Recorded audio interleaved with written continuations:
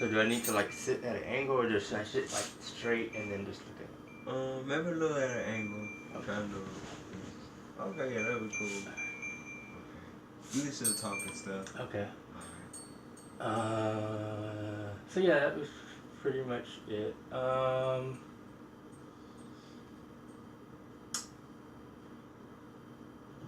What else? What's going on with you? How's life?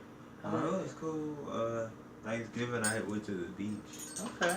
and collected seashells. I hadn't been to the beach in a while. So. Here? Yeah, Okay. Coney Island. Okay.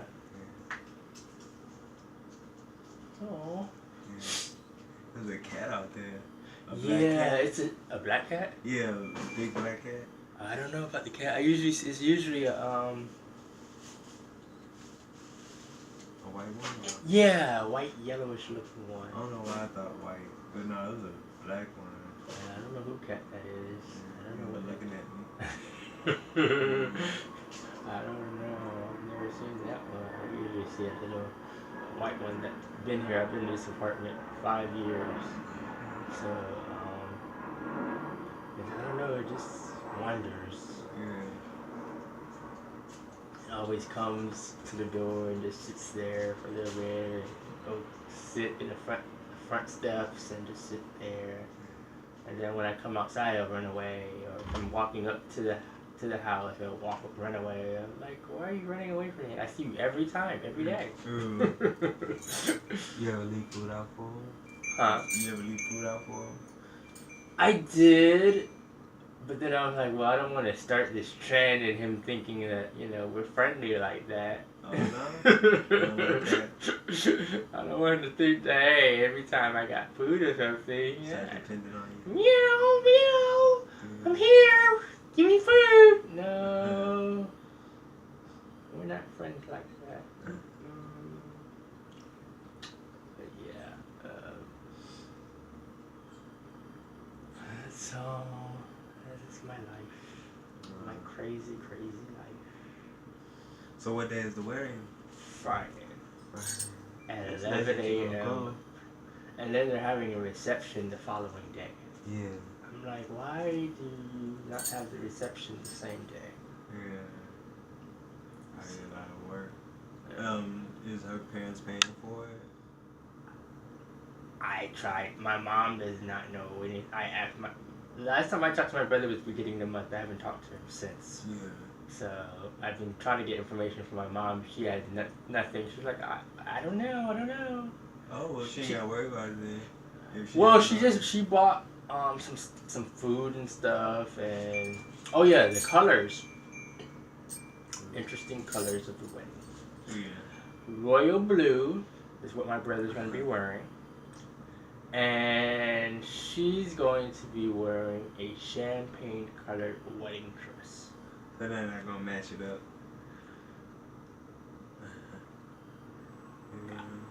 I'm just there to be the big brother support. I asked my mom, why did he decide those colors? She's like, I don't know. I thought she would probably wear a traditional white dress. I said, you would assume. Yeah. But nowadays, folks want to be different. Yeah, people want to be creative. I said, I think it was her picking these colors. I don't think my brother picked royal these. blue? Your brother don't like royal blue? I don't think he picked these colors. No. I think it was, she said, I want this, and he said, okay, like most men do. Yeah. Okay. This is your day. And so I asked her, hey, what's on the, this reception menu? She's like, she don't know. Your mom don't know? Apparently someone said that they wanted jerk chicken in the family, so it's going to be jerk chicken. I said, are they island or something? Yeah, are they? She's like, no, they're black. I was like, so because somebody in the family wanted jerk chicken, they decided it's not about the family, it's about the bride and what she wants to eat and stuff. Yeah, and the groom probably, right? Right, and so I'm like, this is going to be a disaster. I could see it. I don't see the relation. Yeah, I don't see this wedding lasting long. Why are they even doing this? I'm just here to support. Just here to support. I'm not gonna bring any negative vibes or anything. Just here to Does support. your brother run to y'all a lot about No. problems? Well, we're not really close like that. We're 6 years apart. I call from time to time. He's usually at work or busy. He never calls back. So I've made attempts to be that big brother, but He's not interested in everything. I tell him, hey, I'm here if you need me. I tell all my siblings, hey, we may not have the best relationship, and I know I left when you guys were young, but I'm here. I have more of a better relationship with the youngest one who graduated high school 2 years ago. Okay. She'll call me from time to time. I'll call her, check in and stuff. So she's the one who told you about what was going on for Thanksgiving? No, my mom. Everything went through my mom. I talked to her about everything. And your aunt, right? Yeah. So they said, come Friday at 11 a.m. We'll see how everything goes. Yeah, sounds exciting. Initially when I talked to my brother at the beginning of the month, he was like, yeah, we're going to do a small, at the courthouse ceremony and call it a day. I was like, okay, cool. Talked to my mom last week, just like, the girlfriend said that she don't want her child getting married at the courthouse. So we're going to do it at a church. I was like, oh. How did your mom feel about the courthouse?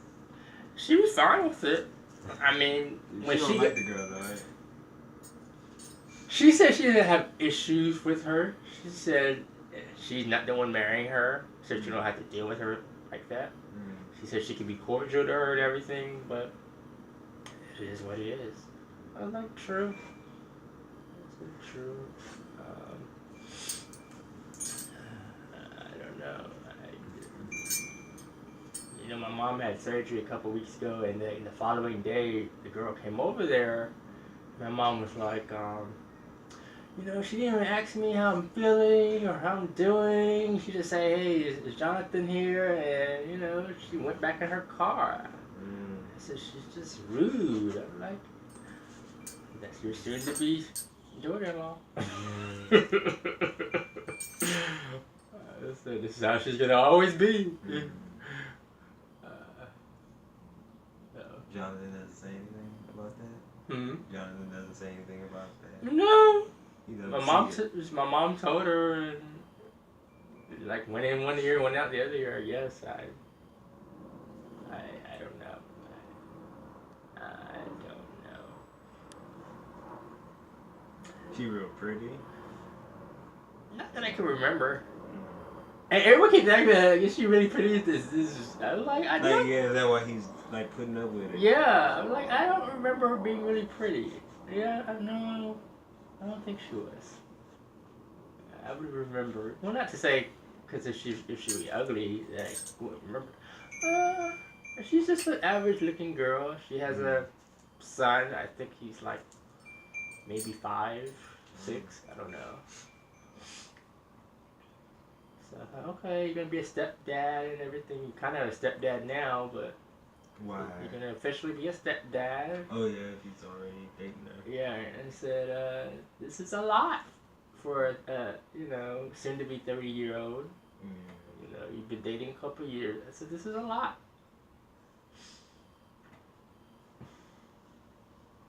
So we'll see. My mom's like, marriages in this family don't work. I was like, yeah. At least you get to see her, bro. You haven't seen them in a couple years, right? Well, I saw them all in May. I went down there in May, so I saw everybody in May. So. Why May? What was going on? You just wanted to go. And this is the most I've been down home. Usually I go. Let's see. 2 years ago, I went for my sister's graduation. Did I go home last year? I didn't go home last year, I don't think. Then twice this year, so. There's nothing to do down there, So I don't drive. Florida is it? Huh? What's the part of Fort Lauderdale. It's like Fort Lauderdale. 30 minutes from Miami. You have to drive. Yeah, you need a car down there. You don't drive? No. Oh, okay, you never learned? No, I don't know why I did never learn. I mean, I know the basics. I know how to back out. I know I've driven a car before. Yeah. I don't have my license. Yeah. So, yeah. I never learned. I'm from Texas. And you need a car there. Yeah, you need a car there too. Yeah. My mom never drove. So like, I guess growing up around her, it never interested me. Yeah. And then also I had problems with reading and writing. So I didn't want to try, I guess. Yeah. There's a lot of things to it, but so yeah, it was part of the reason why I thought like I'd go to New York and I wouldn't have to drive. And I tell people all the time, they're like, "You got a car?" I'm like, "You don't need a car here in New York." Yeah, there's so What many you mean you don't need? don't You don't need a car. I said transportation. Oh, I don't do public transportation. Well, I guess you can use your car then. Yeah, but it's so much better than down south. I said you'll be stuck in traffic. I said when you go into Manhattan, I said you're gonna have to spend like $30 to if you want to park in the garage because it's gonna take you 3 hours to find parking on the street. Yeah. I said go ahead, you drive your car. I said I'll be on the train. Yeah. So. When I have a friend, she always gets a ticket. See? Always. Like, okay, you keep. Yeah, because someone told me they moved back here to New York and all they've been doing is getting parking tickets. I'm like, no one told you to bring your car up here. You feel like it's a convenience for you, but it's really not. Mm. And when they have the alternate parking, you got to move your car to the other side of the street. Yeah. And I said, all that is too much convenience. It's a headache. It is a headache. So, yeah.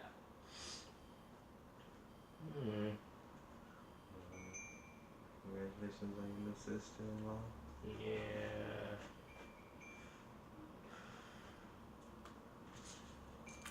So now initially I was just gonna wear like a black tuxedo, like black suit.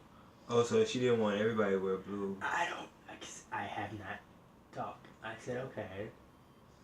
And he doesn't want any groomsmen or bridesmaid or anything like that. So. Does he have friends? Not really. He has one friend who lives in Colorado, I think, or somewhere like that. Is he gonna make the wedding? No, I don't think so. So maybe that's another reason why he didn't want any groomsmen or anything. I'm sure he has friends, but I think he just wanted something simple. Yeah, because he wanted to just do it at the courthouse. Right. Did she want to do it at the courthouse, or was it her mom? I think they both want to do it at the courthouse, and then her family intervened, and so she wants to please them. Yeah. So we'll see how everything goes. I probably won't eat on Saturday because I think it's a potluck type reception situation going on, and I'm not trying to get sick.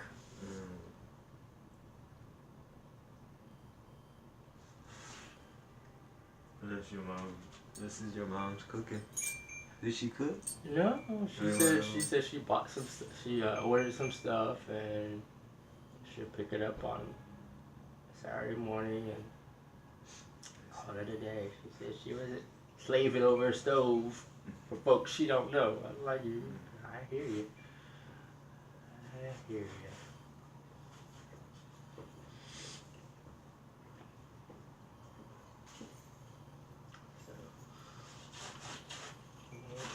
Asked him if he wanted a bachelor party or anything like that. He's like, no, I'm done with the strip clubs and everything. I'm like, okay. Were you gonna give him one? I was gonna try to do something for him before he didn't want to do anything. I was like, okay. And then he offered to pay my plane ticket. I was like, no. Oh, that's nice. I was like, no. I was like, you're inviting people to come to your wedding.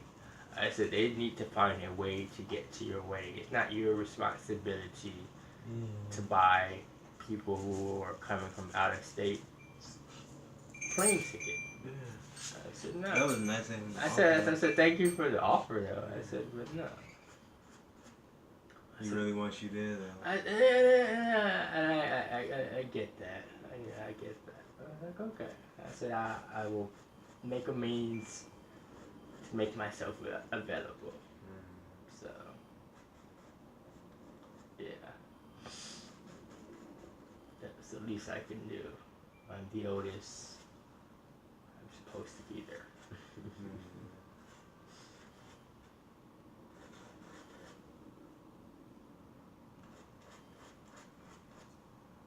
Last night? No, I don't really sleep. You on your electronic devices? Not even that. I think it's I don't know what I always feel like I'm gonna miss something. On what though? I don't know. I just what's house? going on in the world. Oh, so you are on your Yeah. electronic? Yeah. I just feel like I'm gonna miss something. And then I usually which I probably have to figure out a way to stop doing. I'll take naps during the day. So I have to figure out a way not to take a nap during the day and just sleep at night. Well, you're getting to sleep somehow though. Yeah. Like I said, I think I probably went to sleep at like maybe 3 o'clock. I got back up at like 7 or 8 or something. And then I used the bathroom and went right back to sleep. So.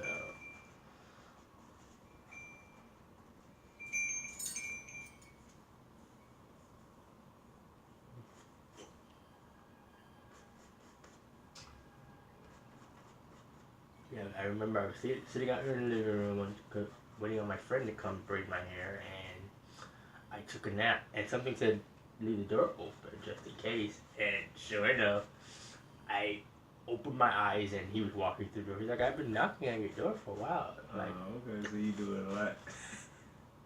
Knock out a lot. I didn't realize I fell asleep. I did not realize I fell asleep. I said, well, I left the door open just in case. He left it. I said, I mean, inside, obviously. I was like, yeah. I said, and then I had stuff in the oven. I burnt that. I was like, oh my gosh. I must have been really, really tired. So are you like freelance? Mm-hmm. Yeah. That's me.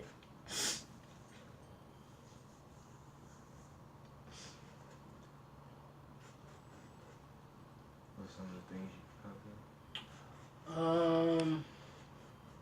Mainly red carpets. Anything red carpet, like film festivals.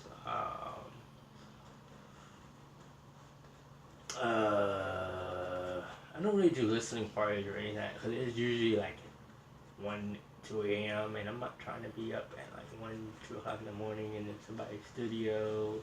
Yeah. Everybody's smoking, drinking. I don't smoke or drink, so yeah. If it's something in the evening, I'll go a movie premiere or something like that. I'll be there. But yeah, the last person I interviewed was Kim Fields from 2D. Oh, Living Single? Yeah, Living Single, Regine. She had a book signing in Harlem at Langston Hughes' house, which was pretty dope. Yeah. Never been inside of Langston. I passed it, but never been inside of Langston Houston's home. So. Where's it at? I want to say 127th and like 5th Ave. Yeah, 127th and like 5th. So it was nice to meet her, interview her, and be inside of Langston's house. It was pretty cool. Who else have I interviewed?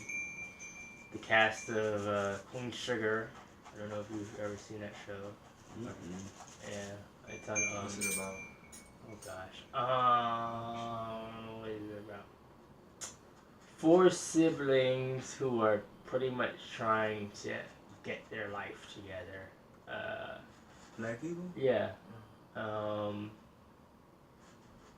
A brother who just got back from being incarcerated, trying to get his his life together. A sister who's kind of rebellious and trying to find her way through life and everything. And then another sister who's kind of, you know, bougie and, you know, has the money and everything and the fame and How'd she get the money? marrying Yeah. I think a basketball player. Yeah, basketball player. So it's a pretty. It's going into season 3, so it's pretty good show. I like it. Comes on Wednesdays on Oprah's channel. Oh. So What's it called? Queen Sugar. Is it about the church? No, that's Greenleaf. Oh, okay. Yeah, that's another pretty good one too. Yeah, I've seen some of that. Yeah. So I interviewed that cast. I've interviewed Trey Songz. I've interviewed a whole bunch of people. I can't think of. Marsha Ambrosius. Who's that? The chick from Floor Tree. Oh, you okay? Yeah. Who else have I interviewed? Music Soul Child. Who else? New Edition. Not New Edition. Bell Biv DeVoe. What did they come back?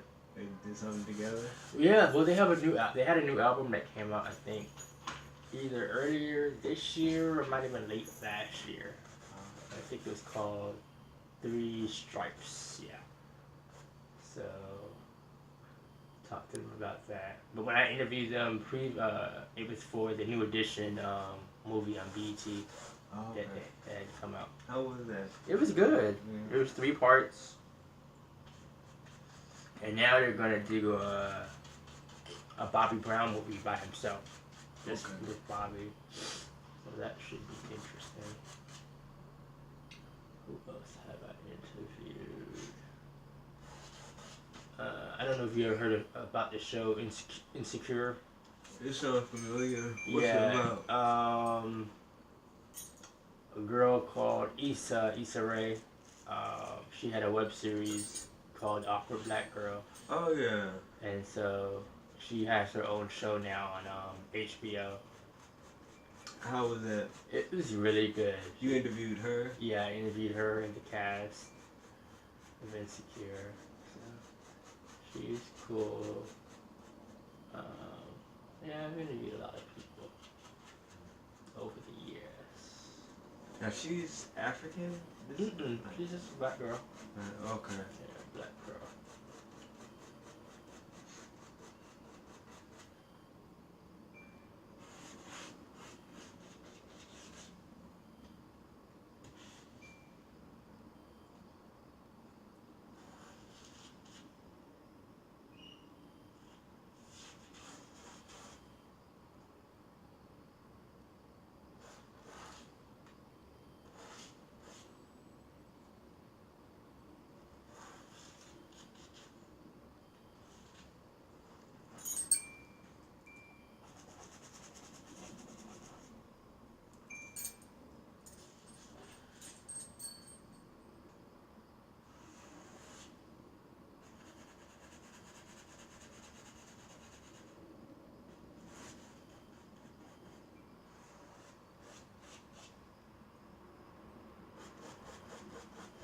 I seen a picture of you with Mary J. Blige. Did you? Yeah, I met her outside the View. She was doing press for the tour that she did with her and Maxwell, I think last year. I didn't know about that. Yeah, and I said I gotta meet her. So I stood outside the View, and I waited for her. And she's like, "Okay, I'll take pictures and stuff when I come back out." And usually when they say that, they never do it. Yeah. But she did it, and it was like about 10 of us, and she took pictures with all 10 of us. Oh, that's cool. So yeah, that was good. I got her and Maxwell was there the same day, and I got him as well. You didn't interview him? No, I just got a picture. That's awesome.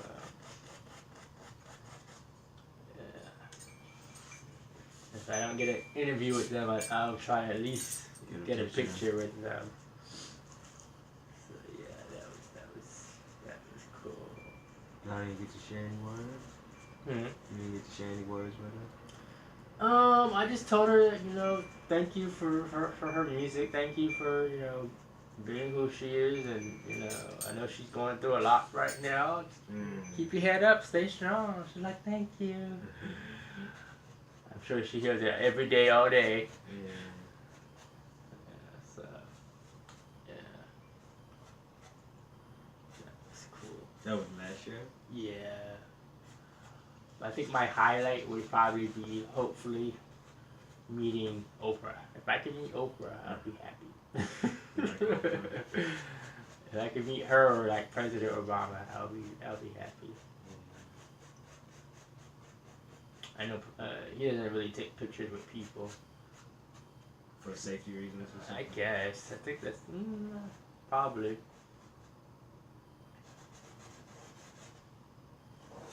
His daughter's going through a lot right now. Do they say much about it? I just see the pictures of her smoking and stuff. But it was just her smoking. I mean, blowing the making bubbles. Yeah. That's all it was. And oftentimes she's unaware that these videos are being taken of her and stuff. I think that's right. But that one is like, how did she not know? Like, was she purposely doing that? Because wasn't she videotaping herself? No, someone was videotaping her, and they zoomed in. Yeah. So I don't think she knew. I don't think she knew. I don't think she. I think folks who have a disdain for Obama, they're gonna try to make her look like she's just being a regular young adult. Yeah. I mean, it's not like she's doing anything crazy or criminal. Yeah. She's just being. She needs to change her circle. That's what I noticed a lot of people on social media saying that she needs to change her circle and try to find some black friends. But I mean, she's at Harvard. I'm sure there's some black folks there, but majority of the campus is white. So that's what she's gonna surround herself with. She just probably needs to change those white people that she's hanging around with. What people feel like they can't be trusted. That too. That too. But obviously something. She's having fun, it looks like. Yeah, and she should be entitled to have fun. I mean, live those college years life and do you. You just probably just need to change the people around you or be more aware of your surroundings. But then I also feel like it's nothing to uphold, even though they make it like the president has to uphold and his family has to uphold such high values. It really isn't their job to do that. Yeah. They're human. Exactly. I mean, the Bush daughters did far more worse than what she's been doing. So, like what they do? Jenna and I can't think of the other daughter's name. They drunken driving. Well, I heard President Bush's mom killed somebody. Yeah. Yeah. So by driving. Them Bushes, they've done a lot worse than what Malia Obama is doing. They got a video of her kissing her boyfriend at some concert a few weeks ago before the smoking video. I'm like, so what? She's not allowed to kiss the person she's dating? Y'all making a big thing about it? It's just. I think a year ago they had a video of her dancing. Oh my gosh, she's dancing at a concert. Well, there was one at, I think, Mardi Gras. I don't think it was Mardi Gras. It was somewhere else. Okay. Yeah. I'm like, she's dancing. Okay, so what? She's dancing. She's at a concert. You're not supposed to dance at a concert. So. Well, I know it was another one of her smoking. Yeah. I know this is the second one. Yeah, this is the second. I think the first one, she was smoking a cigarette. And she actually had the cigarette in her hand. Yeah. But like, it's a cigarette. Everyone smokes cigarettes. So. But they were, I guess, trying to get the idea that it wasn't a cigarette. And then she had a shirt on. She won't smoke cigarettes anymore, or say no to drugs, or something. She wore to tell them that I guess she hears us or hears them, the people. Yeah. So Was it like an attempt to clear her name or something, or to make I her think, right, I guess. I don't know what it was for. or was she having fun? You're probably having fun. She's like, okay, you guys are making a big to do about nothing. Here you go. Yeah. I mean, President Obama is known to smoke cigarettes and stuff, so ain't no big thing. Yeah. Clinton said he smoked weed, Mm. so I'm sure he smoked weed in the White House.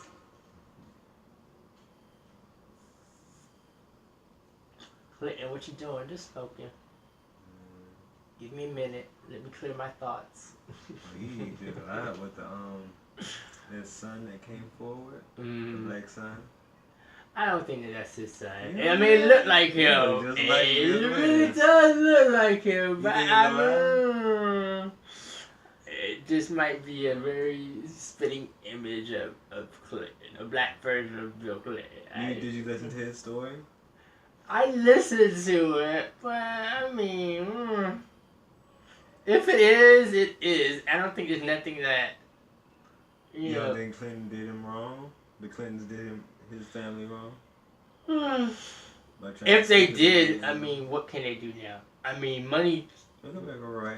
They can make the wrong right, I guess. Well, Because he's struggling with So he's doing all this for money. Well, he also seemed like he genuinely would like a relationship with his father. You know, like daddy issues. I don't think that would. I think he want money.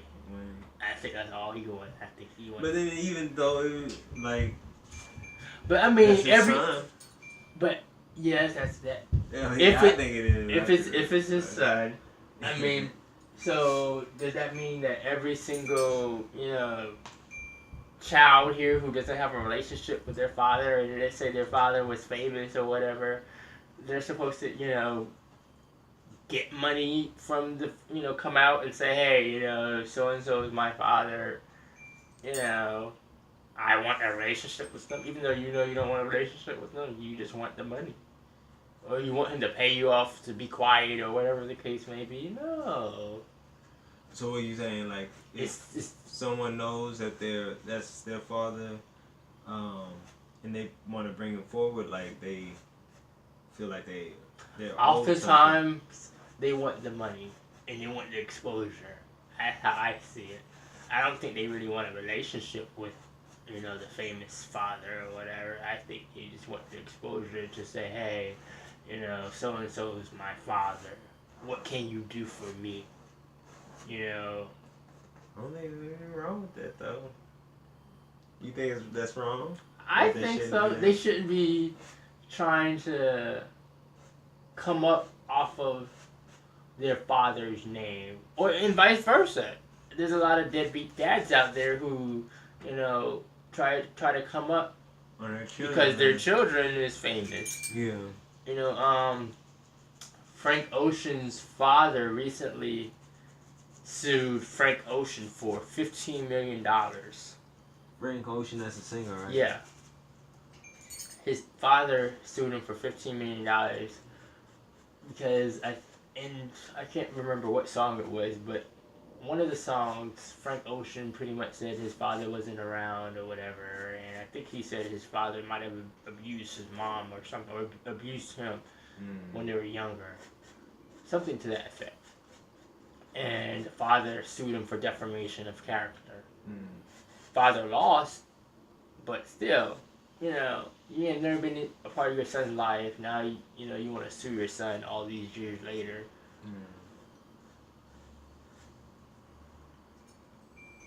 So, yeah. Well, he had no choice but to not be a part of Clinton's life because they were saying that A love Clinton did child. so much to cover him up. Yeah, and that his mom's life was also compromised. I don't know. But I think now that his mom's passing, or maybe his mom is still alive, but now he just feels like he want to come forward about it because he wants. I don't know. Even if he did want that, I feel like it's due to him that because I don't think Bill Clinton's going. I mean, well, yeah, they're not, but it look just like them. I mean, and there's so much like kind of like proof because the woman actually. Well, did she live in the White House, or she was like working in the White I House? have no idea. I think this is all before the White House. Yeah, when they were Yeah. a senator or Yeah. something like that. Yeah, this is all before the White House. But When they were living in Arkansas. yeah. So You don't think so? I don't know. I mean, you knew that this man was your father all these years, and now you wait till Well, he did. I mean, I'm sure he probably reached out or whatever the Yeah. case may be, but like what his story was that Clinton was giving money, and one day it had to stop. he probably then if that's the case, he either probably did something or said something. Who? The kid. He had to have done or said something for the money to stop. No, he was a child at this time. Oh, okay. So his mom. Well, no. His mom was on drugs and prostituting or something, so he went to go live with his aunt, him and his brothers and sisters, and his aunt was receiving some of like money and Christmas gifts, but then it stopped, and then I think his aunt or his mom decided to go to their house, the Clinton's house, and try to talk to him. And he said Hillary Clinton shut the door on her and had the guards go after her or something. And so everything has stopped, I guess, right before he became the president. Right. And he said, like, growing up, it's been other times where he did try to reach out, but, none of his letters were answered. Or when he went to the Washington, D.C., he went to some place where Hillary was or where Clinton was, and they wouldn't speak to him, or so. I mean, now it's gotten a lot of coverage because everybody's looking for something to say. Yeah, publicity and stuff. But he said supposedly it was a lot that he did try to do, and then also his mom's life. Like his mom got pushed out of a window. Even though it was never proven, they feel like it had something to do with her trying to come forward about what she knew. So to keep her safe, they just never said anything. Gotcha. Well, maybe if the story is true, and if he actually is his child, even though he does have a spitting image of He look Clinton. just like him. Hopefully the facts will come out. Yeah. And I really don't care. I'm just talking about it because it's something to talk about. But. So, if it comes, it comes. If it don't, which it sounds like it probably won't happen anytime soon, then. But it's just how, I guess Clinton's been knocked off that pedestal for a while, but so many people put him on such a high pedestal. And it was just kind of like how they do Obama. Like, they just looking, like, they're just waiting for something. Big to happen, right? Yeah. Some type of conspiracy or something. Yeah. Yeah. And it just shows you, I mean, that they're human and they're not like a, perfect little angel, Like they, like some people try to like make them like some type of saviors and stuff. But the crazy thing is that all these presidents have had drama and issues, and Obama was the only one who didn't have any issues. And they just throw him under the bus. Yeah. 8 years in office, no issues. They make up issues. Right. None. You never heard any craziness out of that White House. Like you did Trump, like you did Clinton, like you did the other Bush, like you did the other Bush. You didn't hear, Yeah. I guess they felt like, okay, this is a black man, he gonna come in here, he gonna be ghetto, it's gonna be craziness. No. Yeah, and I think probably they knew that, but they just wanted to make it. They wanted to make it be that. I think they knew he was gonna come in and do a good job, but they just didn't want to admit it. He's a black man. We should have to respect this black man. Who is he? He's nothing but a nigga in our eyes. In the White Right. This is so much. Yeah, nigga. Oh, God. Leave this man alone.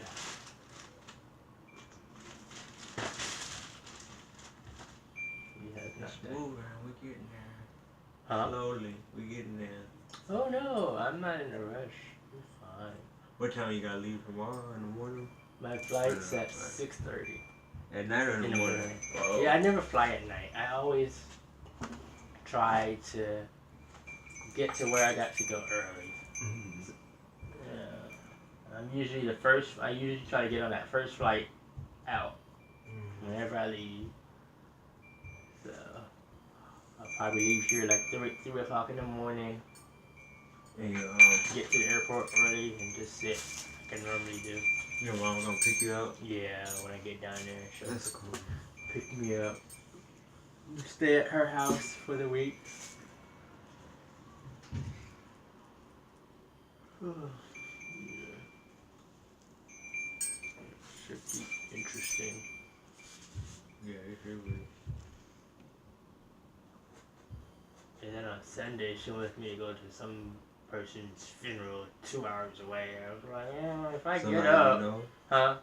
Someone you know? No. Somebody my aunt did contract work with. He died of a heart attack, I think.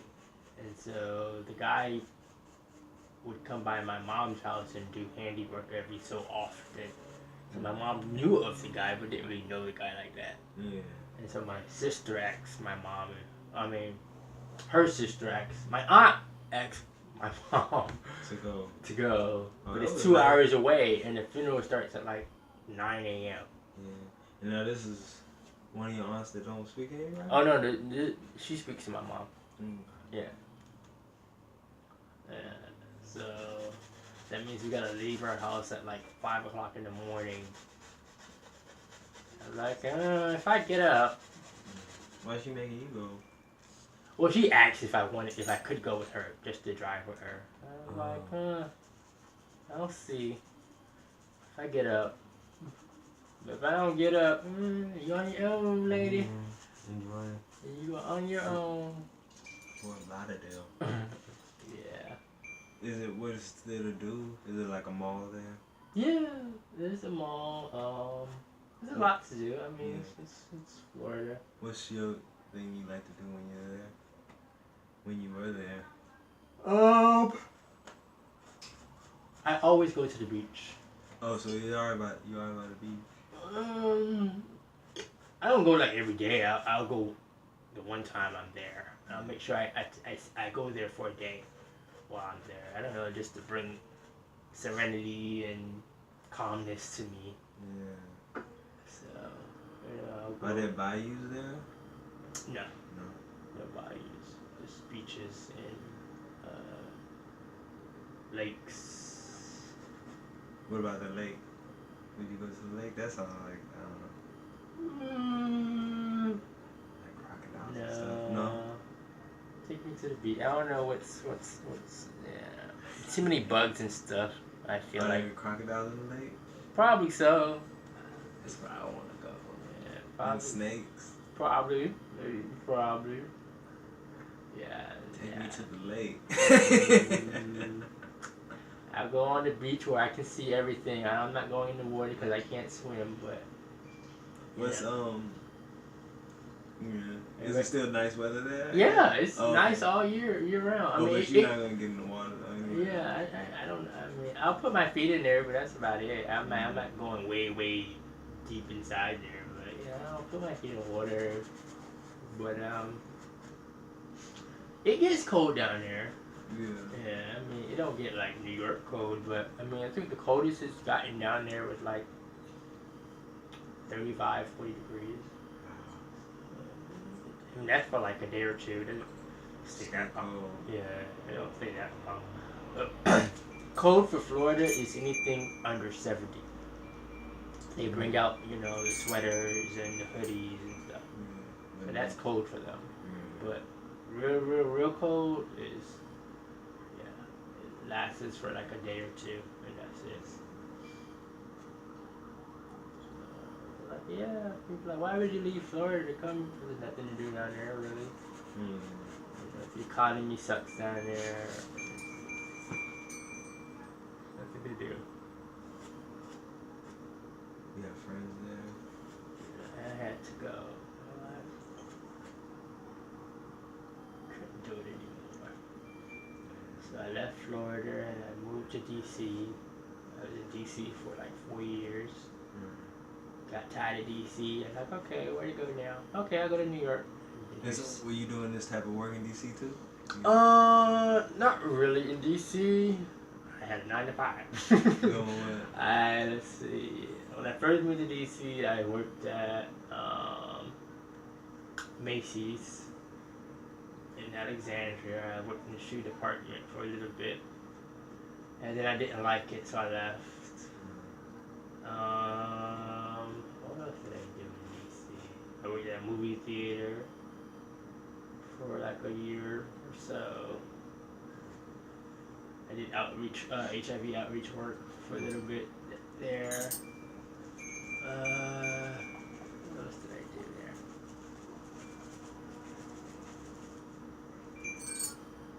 Probably some other stuff, I can't remember. Then I was homeless for a little bit there. I stayed in a shelter and everything. Oh, okay. So that was an interesting experience to see that life and see how they live. Was it like in that order, or was it when you first went? Oh no, this was like I had been there for a while. And then you went homeless? Yeah. Why? Because I was always, I was never stable there. I never had my own place. When I first moved there, I stayed with a friend, and then the friend moved, so I stayed with a different friend. A friend from Florida? No, they were all friends I knew off social media. Oh, okay. But I met them prior, and I've known them and whatever for years and stuff. And this is in 2006? Yeah. I moved to DC 2000. But you couldn't have been 18. No. I moved to DC 2000. Yeah. 2006 December. 18? No. I turned 18 in 2000. 2000. Yeah. Oh, okay. Yeah. So. Yeah, I moved to DC December 2006. A couple days. So you about like 24? Yeah. So I moved to DC the end of December of 2006. I moved to DC and celebrated New Year's in Alexandria. Yeah. 2000? Yeah. So yeah. I think I came homeless like 2009. Yeah. I was homeless for like a year. Yeah. And Because I remember going to Obama's inauguration in 2000. So, what was that, 2008? Okay, so yeah. Okay, so 2008, yeah. So 2008, 2009. Yeah. Because I moved here in New York in 2011. So you came after me. I came in 2010. Yeah. Yeah, it's February 2011 I moved here. Alright, so yeah, I was homeless for like a year down there. No, 2009 to 2010. No, 2008 to 2009. So yeah, it was interesting. How did you get unhomeless? I think one of my friends didn't want me to stay there anymore and told me I needed to leave. Wait, no, I'm saying, how did you get up from being homeless? Oh, I get that one of your friends put you out, and so then you had to live in the shelter. But then, how did you get out of the shelter? I can't remember. Probably found somewhere else to stay with somebody. Oh, okay. Yeah. So in DC, you said you never was stable. Yeah. So you was always house hopping. House hopping. I was always house hopping. Pillar to post. And then, so how did you come to New York? One day I was like, okay, I came here for a conference. For what? For the work I was doing something. I was working back in the HIV field, and they had a conference here, and I was like, okay, I think I'm gonna, move here. I didn't really have much stuff anyway, and I think I had a suitcase full of clothes, and one of my friends said, "You sure this is something you want to do?" I was like, "Yeah." I was like, "Well, if you're serious, you can stay with me." In New York. Yeah. Okay. And that's what I did. I never went back after the conference. I didn't go back to DC. Was DC difficult to live there? It Um, sounded like it. Cause now here you're on your feet. Yeah. I wouldn't say it was difficult. I think it was just me trying to find my way, I guess. And I guess I didn't know what I wanted to do. In DC, a lot of majority of the people, they have, government jobs or whatever, and I don't have a degree, so I couldn't work for the government or any contract work or anything. And but no, it really wasn't hard. It wasn't difficult to work there or I guess survive. I think if I was more stable, I would have been fine. But yeah. You like New York better? Yeah, I like it much better. Public transit's 24 hours. I can get around easier. I don't have to worry about. Oh, so transportation shut down in DC? At midnight. Yeah. Everything, trains, buses. Everything. Midnight. But DC, you could walk a lot of places, though, right? If you're downtown, yes. But if you live outside of downtown, you're screwed. You definitely need a car or something to get into DC. Yeah. But I lived all over DC. I lived in Virginia. I lived in Maryland. What, Baltimore? No, like kind of close to DC, but still, it was considered Maryland. Yeah, Baltimore's about 45 minutes from DC in the car. So yeah, I learned my lesson. I learned a lot. Yeah, you figure out your path. Yeah. Indeed. It was cool. It was a learning experience. I learned and I left. I have to go back down there. I haven't been down there like almost a year and a half. Yeah, DC is visit. beautiful. Yeah, I like going down there. I like going to the museums and stuff, which are free compared to here where they want you to pay to go into the museums. Some of them donations though. Yeah, the majority of them. The really good ones that You like the MoMA and stuff. Yeah, like how much? 15, right? Or is Like- it more? I didn't experience this in DC. Like the zoo is free in DC. Yeah. Here you gotta pay to go to the zoo. I'm Well, the like Bronx Zoo is free on Thursdays, right? Wednesdays. Wednesday. Yeah. Like it's crazy. I think that's the one thing I like about DC, the Free things. free things. Yeah. Culture is free. Culture here you have to pay. You gotta pay here for culture. Like no. Even the African American theater that just opened, museum that just opened, is free. Oh, okay. Yeah. I hadn't heard of that. That's in DC though. Yeah. I went the last time I was in DC. I didn't get to see all of it, so I want to go back and see the remaining of it. How many There's like 4 levels, and I saw the first 2 levels. There was just too many people when I went that day. So I just want to see the bottom level next time I go. When was the last time you was in DC? Year and a half ago. Just to visit friends? Or? Yeah.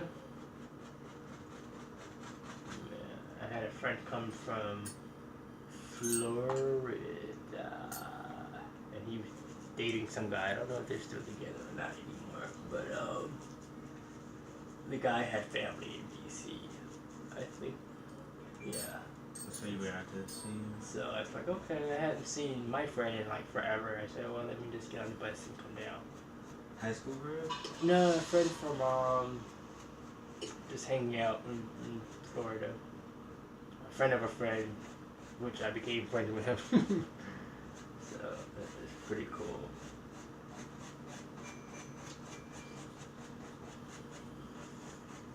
My goal is when I go down there to see all my high school friends who I went to high school and middle school with. You gonna do that tomorrow? Yeah, I'm gonna try the week that I'm down there. Friday's the wedding, right? Yeah. And then Saturdays or so. Hopefully, maybe Thursday, or if I don't go to the funeral with my mom, maybe Sunday. Oh yeah, the funeral on Saturday. Yeah, the funeral is Sunday. Oh, Sunday. Yeah, so. Yeah, then if you don't go, then you can go. Yeah, meet up with try your to friend. hang out with some folks who I haven't seen. No, I mean, we talk all the time on social media. We comment on each other's stuff. Yeah. So it's not like we haven't, but to physically see them would be good. Yeah, that'd be nice. So, You don't know when you get another yeah. opportunity. A lot of them I haven't seen since, graduation and stuff, so, yeah. Cool to chat face to face. Anybody married and stuff? I'm sure a lot of them are married with kids. That's like my high school. Yeah. Everybody's married with kids. A lot of them were pregnant in high school. Yeah. Yeah, a few of them were pregnant in high school. So, yeah, it's cool. But I think I've been on Facebook for like 10 years now, and just to see their kids grow up on social media is crazy. So when you moved to Washington, what was the social media outlet then? Like MySpace? Yeah. Yeah. I don't think, the Facebook just turned 10, so yeah. It had to be, MySpace. That was it. I think I remember, well, no, that was later. I think like 2004, a lot of the college kids had a college club. You got birds? You got birds? No, it's outside. The window's open. Oh, okay. Yeah, that's outside. But I think it was just mainly Black Planet and Black Planet and MySpace Oh, okay. were the two back then. Funny how time flies. Yeah, I was never on MySpace. Yeah, I was on MySpace. I was on Black Planet back then. Back then, you could design your background and I did have a MySpace, but I never used did it. all that. Yeah. I did do all that. I remember doing all that, but I never got them because that was computer access was like not really that allowed in my house that I lived in. Yeah. So then MySpace, you can make your top 10 friends list, and everyone was trying to fight to be in the top 10 because they felt like, they were popular and, doing it up. And yeah, the good old days before the craziness of what social media is now.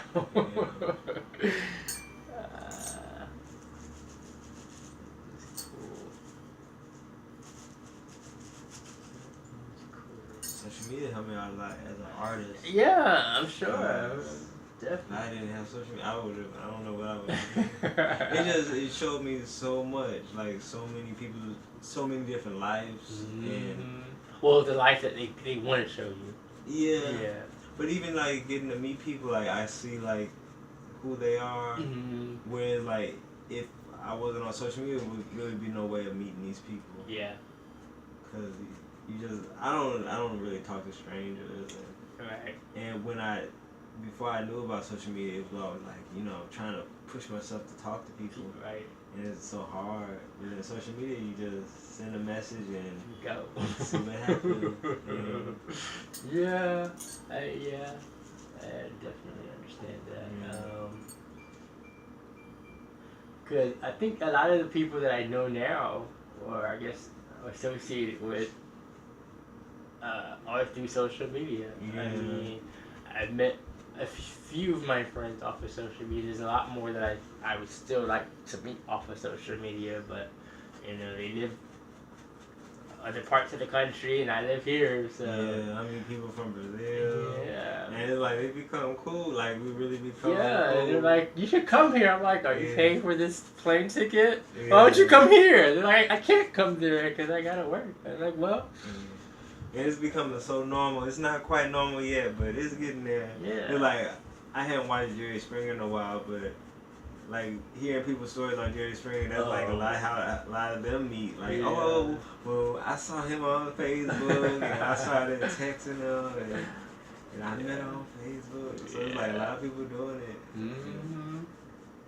Yeah. And people are who they are. I haven't met anyone that's not them or crazy or anything, or no catfishing. I haven't gotten to experience any of that. So yeah, you could get a good sense, I guess. I don't know, of like who people are. You can trust them. Yeah. Cause every time anybody meets me, they're like, "You're cool." I'm like, "I'm cool on social media too." They're like, "Yeah, you are," but just the interaction in person. I'm like, "What? You thought I was gonna be different in person?" They're like, some people are one way on social media and another way in person. That is true too. I'm like, no. I said, I am who I am. If I'm portraying positivity and all this other good vibes, that's who I am in person. I'm not trying to. People could portray it, but they still could behave different and still be real positive. Yeah. But you really don't get it. I guess sometimes it is a surprise how people are. Yeah, because I've met a couple of people that they're one way in social media and then another way in person. Yeah. They're like, so what happened to all this money and all this stuff you were flaunting on the gram and Or just about maybe even a gesture, like a smile, you'd be like, oh, he's gonna be like this, and then you meet him and he's like gloom and doom. Yeah. Yeah. I said, well, maybe he's having a bad day. We'll just chalk it up as him having a bad day. Yeah. Well, you get to but you only get one time to impress somebody. Yeah. Only one time to impress somebody, so. And you edit what you want people to see, like put your best foot forward on social media. But I have I have it. I mean, as much as I would like, everything you put too much stuff on social media. I said, I'm an open book. It's just me. I had a breakdown on Facebook. I remember. What year was this? Let's see. 5 years ago, my dad died, and I guess I was venting on social media. I didn't know. I didn't have anyone to talk to. So I said, okay, I'll vent on Facebook. Yeah. So I was just, I guess I was torn between whether or not I should go to my father's funeral because he was never part of my life. Oh, okay. And I was living in DC at the time when I found out that he died.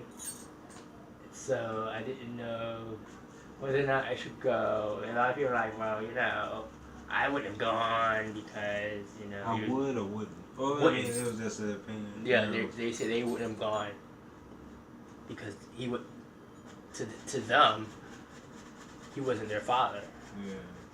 But I'm just like, well, it's not like I never met the man. I've met him a few times, and I've always yearned for a relationship with him, but he just never, wanted one. So I said I can't do anything about that.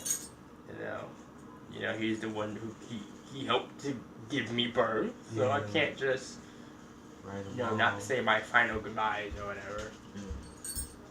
So I went to the funeral, It was interesting. I cried a lot. Oh, you did? I cried for a week. Well, over like 2 weeks I cried. I cried when I found out that he died because he was in hospice for a little bit. And I kept asking, hey, do I need to come down there? No, he'll come out of it, you know. I said, this is hospice. No one Now, comes who out. is it? Who was saying that? His sister. Oh, so did you talk to her? Yeah. Yeah. She was saying that, he'll be fine, he'll be okay. I'm like, no, this is hospice. No one comes out of hospice fine and okay. Yeah. Are your other siblings from different fathers? Mm-hmm. Oh, Yeah, we all have different fathers. So the experience of going to the funeral, were you all alone? No, they were there. Oh yeah, they did. They came with you. Yeah. Oh, that was nice. Yeah. My mom was there. My mom hadn't talked to my dad in years. I think the last time my mom saw my dad was at my grandfather's funeral. Mm-hmm. He came, and the sister who I talked to, that was saying that he'll be fine. She came as well to my grandfather's funeral. That is your mom's dad. Yeah, my mom's dad. And so they both came, whatever. And that was that was the next to last time I had saw my dad was at that funeral. And he gave me a hug. He was like, "How you doing? I'm good." He told me he loved me. I'm like, "Oh, okay, I love you too." I don't know if you mean it or you're just saying that just to say that, but hey, okay. And then the last time I saw my dad was 2004.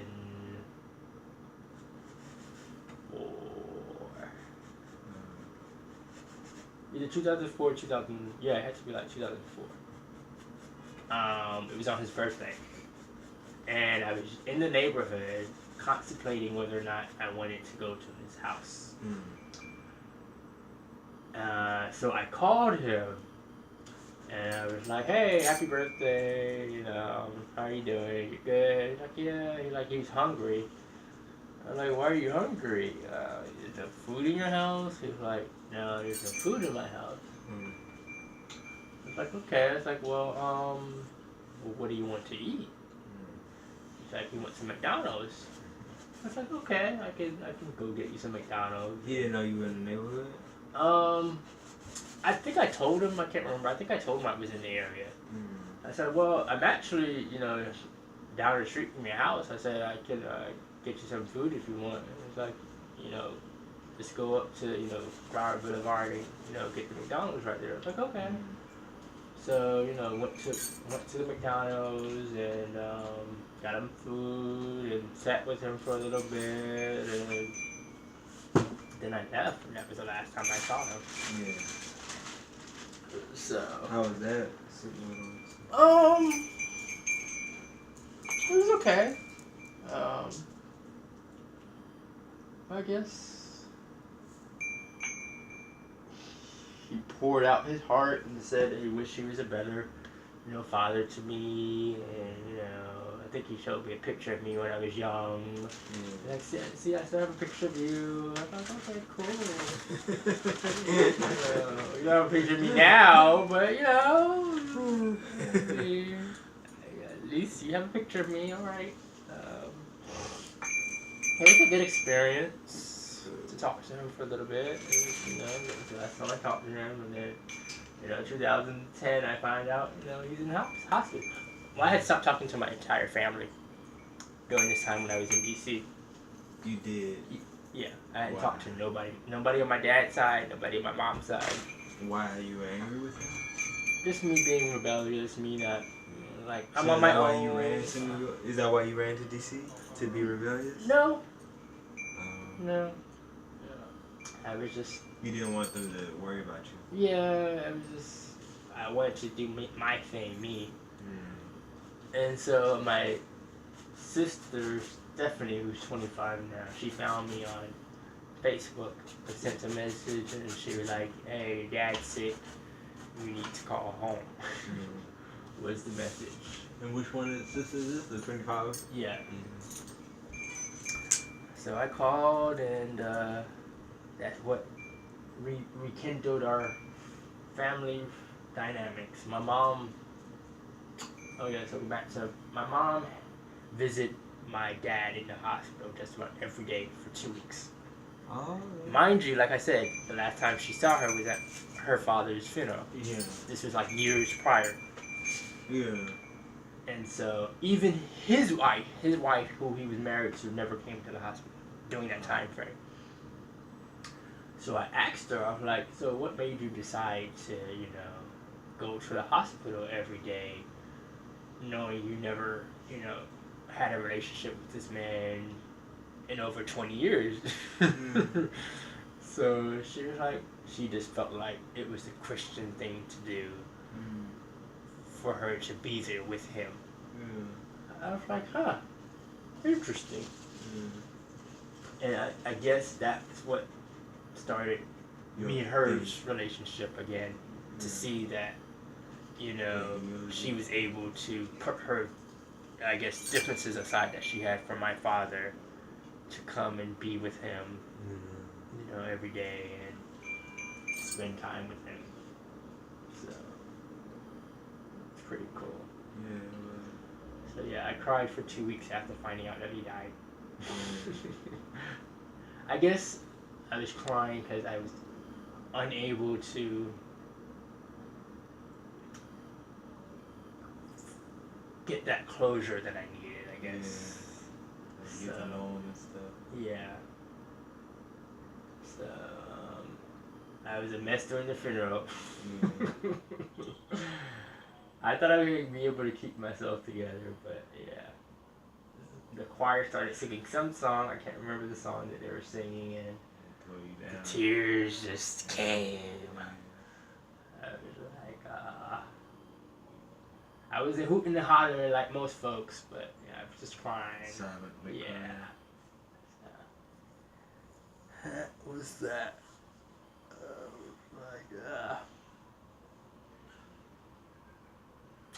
Not supposed to be crying, Andre. I was like,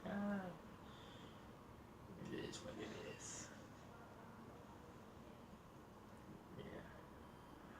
Yeah. Will you ever get pictures of him or anything? I have one picture of him together when I was younger. That my aunt found and gave to me. Okay. I don't know where that picture is again. Well, I took a picture of the picture. And we'll put it on social media? Yeah, I put it on social media. Did you lose it from moving around? Probably, yeah. So, something told me to take the picture of the picture just in case.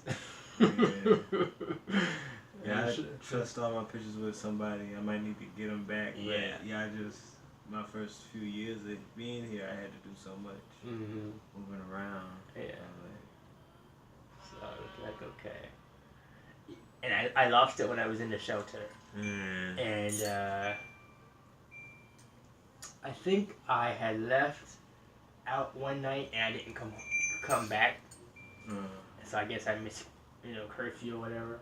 And they kicked me out and they threw all my stuff away. I was like, I was only gone for a night and you guys threw all my stuff away. I said, I said, wow. I said, what garbage can?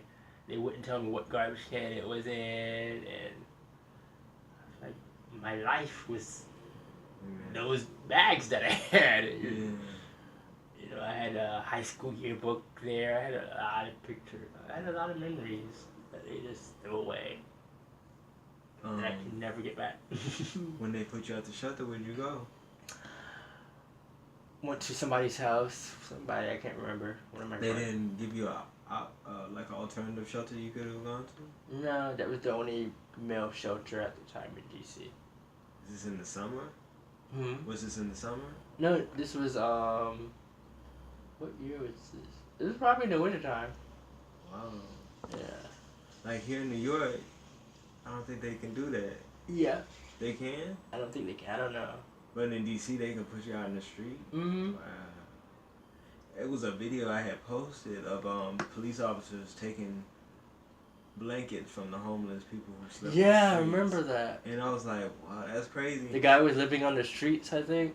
they were just showing them taking random comforters from the homeless, and they were taking all the comforters and didn't leave them with one. And it's like, it looked like, I mean, it was pretty cold if they needed all those Right. comforters. And they said the reason was because they're legally squatting on the street. And I'm just like, well, what are they freeze to death on the street because you took the comfort away? Mm-hmm. But then I also was thinking like, well, if they wanted to go inside, they could. Here in New York, you can go in, so like it's your But a choice. lot of them don't like, you know. Yeah, they don't want to be in the shelter. Because a lot happens. I like I said, in the year that I was in this, I saw a lot. Yeah. People fighting, people stealing other people's stuff. You know. Yeah. And then also people aren't mentally together. That too. So they probably won't think to go indoors. Yeah. Um. I saw a lot of sexual abuse, and Yeah. I saw a lot in that year. I definitely saw it opened up my eyes to a lot. I was like, wow, this is what happens. This is what goes on. I can see why a lot of people sleep outside. Yeah, stay out the shelter. Because they don't want to go through all of that. You know. I remember the first few nights that I didn't sleep because I just nervous. Because it was like a big room like this, and it was bunk beds. Yeah. When I first came to New York, I was in the shelter. But when I got in, I was like relieved because I was like, I thought I was gonna have to be on the streets. Right. And I wanted to be on the streets, but when I got here, I was like, ooh, I can't do it. So I got into the shelter, and it was really easy. Yeah. I was in there for like a year and a half, and it did take a toll on me because the men are so, upset. Right. With their life. Yeah, and then they're taking it out. Like, you got to deal with these, angry people. Even the workers are like miserable people. Right. And so I went to go live with some friends in the Bronx for a while,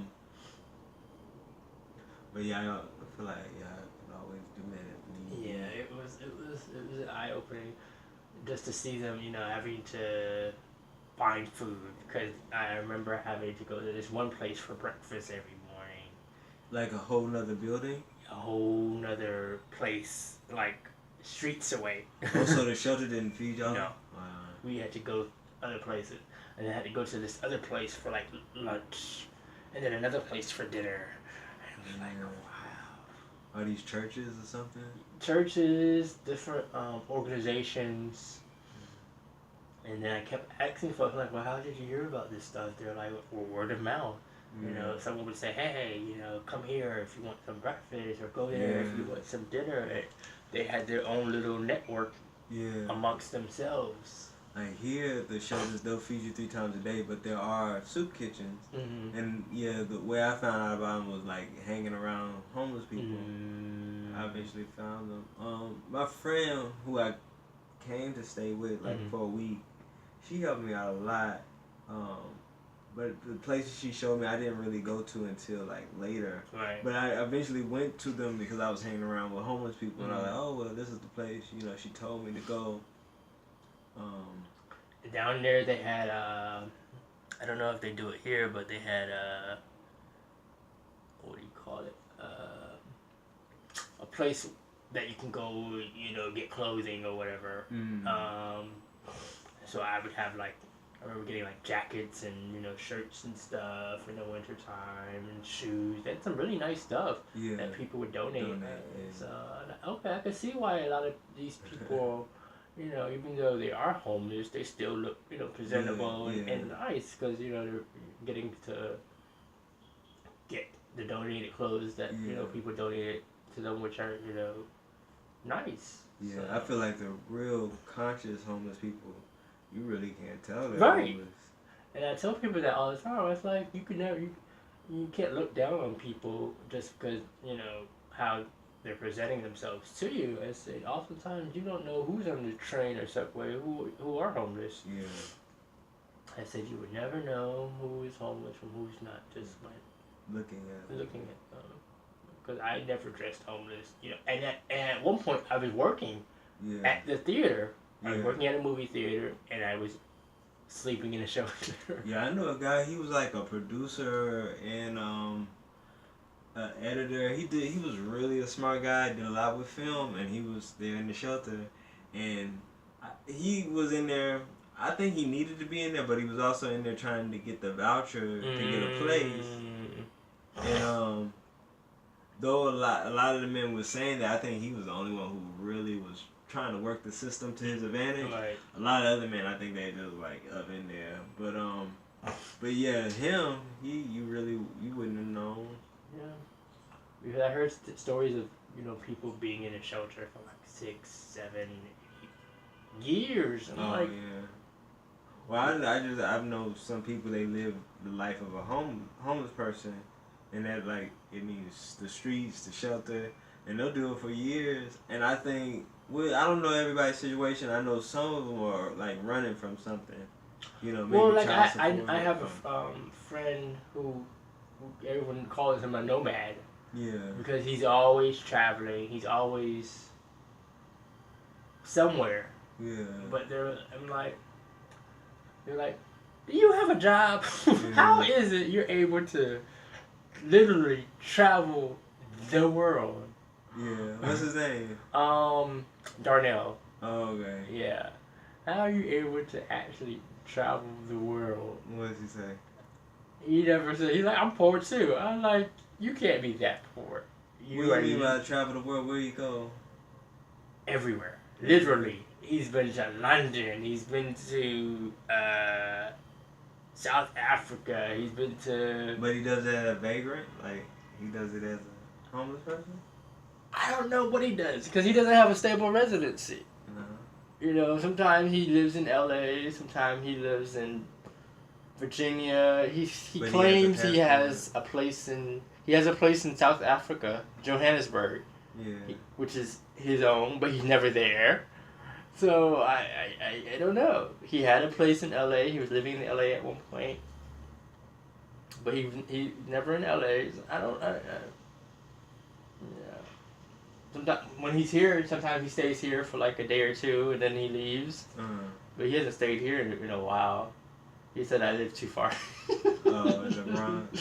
He's like, you live too far. He's like, I need easy access to Manhattan. I was like, I get it.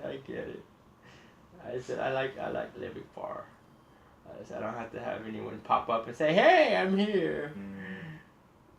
I had the option of living in Manhattan. I didn't want to live because it was just too noisy for me. Yeah, it's nice to be able to get away. Yeah. Like, if you want that, you can go there, but yeah, to get away is nice. Yeah, I don't need to hear sirens going off all day, every day. Yeah.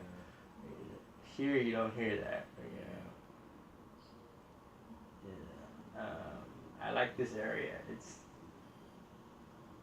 kind of desolate. Yeah, it's quiet.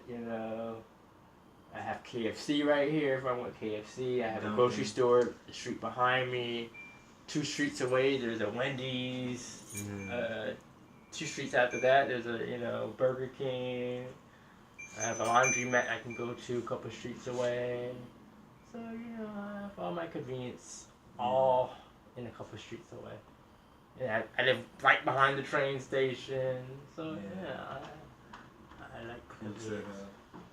Definitely like the convenience. I don't have to worry about getting off the train and waiting for a bus like a lot of people. Yeah, just walk. So, I told myself, wherever I live, I don't want to get off a train and have to wait for a bus, especially in the wintertime. Especially in the wintertime. No. When I first moved here and I had my own place, I lived in Brooklyn. I lived in Crown Heights. And I lived a couple streets away from the C-Train Ralph station. So that was pretty cool. Then I got tired of living there. Okay, gotta go. There's too much going on. Yeah, it's noisy over there. There's too much going on. I don't think I'll get tired. I love being in Brooklyn. But, yeah, I guess. Everyone says that. I'm like, can't do it. What part of Brooklyn are you in? I live in the Bronx. I live on 161, but if I lived in Brooklyn, no matter how noisy it is, I think I love it. Well, no, it wasn't that much. It was my building that was just crazy. outside of my building was fine. It was just inside my building. It was just so much going on. I had when you first walked in, there was an apartment here and an apartment here. The guy in the first apartment, I think it was apartment 1, he was gay, and all you would hear was sex constantly from him. All day, all night. And the walls were thin, so you heard everything. And then apartment 2, all he did was smoke all day. So the hallway was filled with weed and whatever else he was doing. And so I lived on the second floor. And the second floor, my floor, I had a crazy guy. I don't know what was going on with him. He had issues. And then the third floor, there was only 3 floors. I don't know what was going on with them. They had issues too. So yeah, it was just a lot going on in my building. Too much. Yeah. So I said I can't wait for my lease to end, so I can get out of here. And then you came up here. I came under, not on my own. I had found a place in Brooklyn by the across the street from the 2 train, Church Avenue, and I think I signed the lease and everything, and I had a voucher at the time, and so the guy, I gave him the voucher or whatever, and he was like, okay, fine. So I signed the lease. I was like, yeah, you can move it on the 1st. I think this was towards the end of whatever month it was. I'm like, yeah, you can move in the 1st of the month. So like 2 days later, he calls me. He's like, I'm gonna find someone else who has cash, because he wanted more money. At the time, the voucher only was for $1,100, and so he gave it to someone who gave him $1,300. I was like, oh, I guess maybe it's not meant for me to be there. That's how I looked at it. Yeah, I look at things like that now. Yeah, so I had to scramble because my lease is up. I don't got nowhere to stay, so I went on Craigslist and I found I was looking for realtors, and I found this one realtor at 241st and White Plains. I was like, do I really want to take that commute from way over here in Brooklyn and way to the last stop of the T train in the Bronx? I was like, let me find some more people. I couldn't find any other realtor. I was like, So I got on the train, came up here. I had never been to the Bronx before. I had no reason to come up here. Yeah. So I went to talk to the realtor. He showed me like 3 other places, none of which I liked, and this was the 4th apartment that he showed me. Like, I'll take it. Okay, yeah. I was like, I'll take it. I said, this is much better than the other 3 you showed me. Yeah. I was like, I'll take it. So I've been here in this apartment 5 years. Yeah, it's a nice thing. Yeah. And the way that it's set up is like a 2-bedroom, because there's another room back there. Yeah. So I like it. Awesome. Perfect. It worked itself out.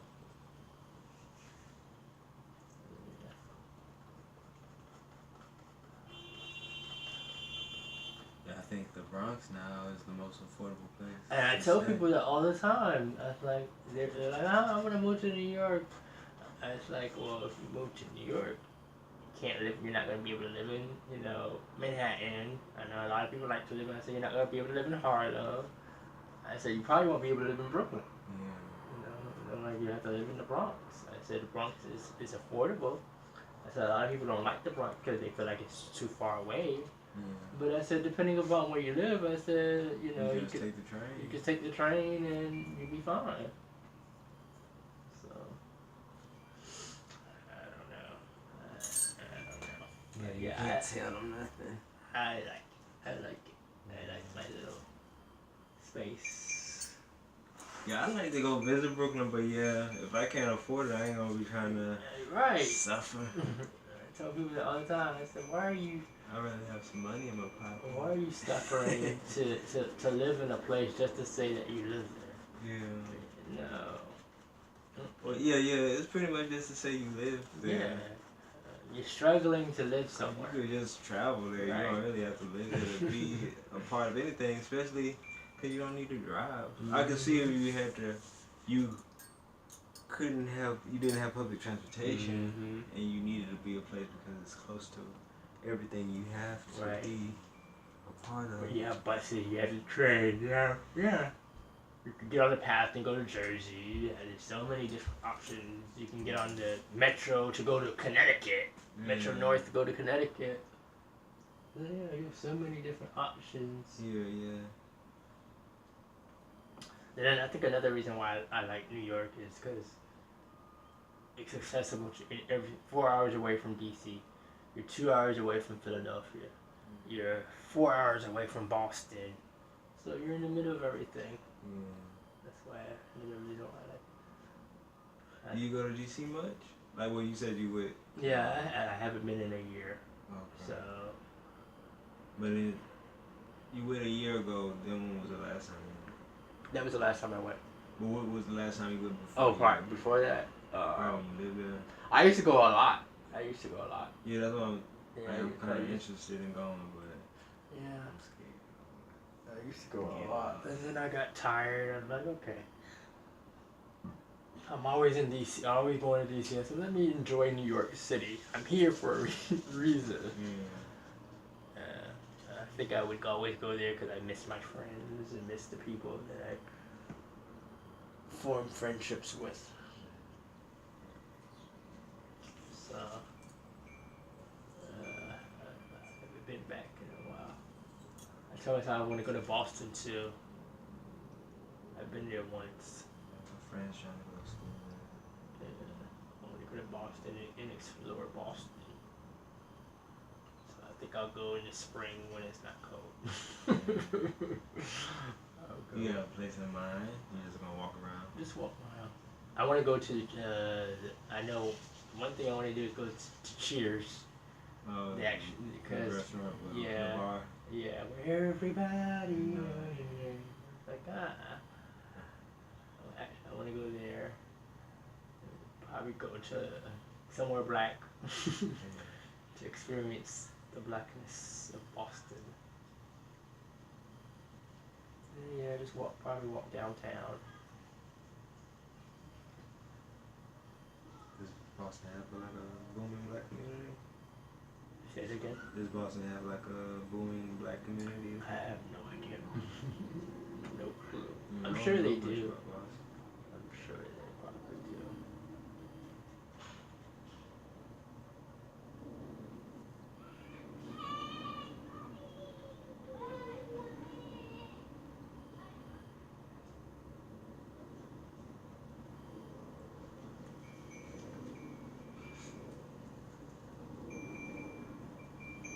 How you feeling? How you feeling? I'm good. I'm just here.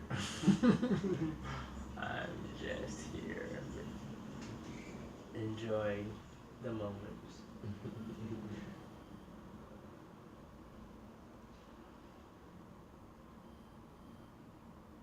I don't really have company. It's just usually just me here. Yeah, me here.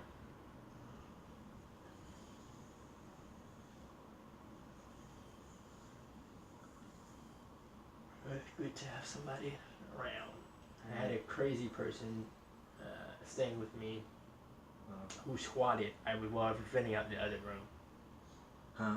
Oh, renting out the other room? Yeah, I was renting out the other room here, and everything was fine in the beginning. And he started paying the rent late. And so I was like, I kept telling him, like, yeah, I can't keep doing this every month with you. Yeah. And so finally, I got fed up, and I was like, hey, I gotta go. And so we were here in the kitchen, and I was like, so how long do you need, until you find someplace? So he kept saying he didn't know how long he needed. And we went back and forth for like 10 minutes of him not knowing when he wanted to leave. I said, so if I pick a date, you're not gonna like the date that I picked you. So again, I'm gonna ask you, how long do you need until you find a spot? You don't know. This was January 2016. January 24th, 2016. I said, okay, I'm gonna give you till Valentine's Day. He's like, okay. So Valentine's Day comes. He just finishing having crazy sex with his girlfriend. And I come out the room and I'm like, hey, I noticed you haven't moved anything, done anything. What's going on? He's like, I'm not going anywhere. There's nothing you can do about it. Okay. So I called the police. The police come. They said that there's nothing that they can do about it because here in New York, if you're here after 30 days, you're considered a tenant. And so you have to go through the courts. I was like, okay.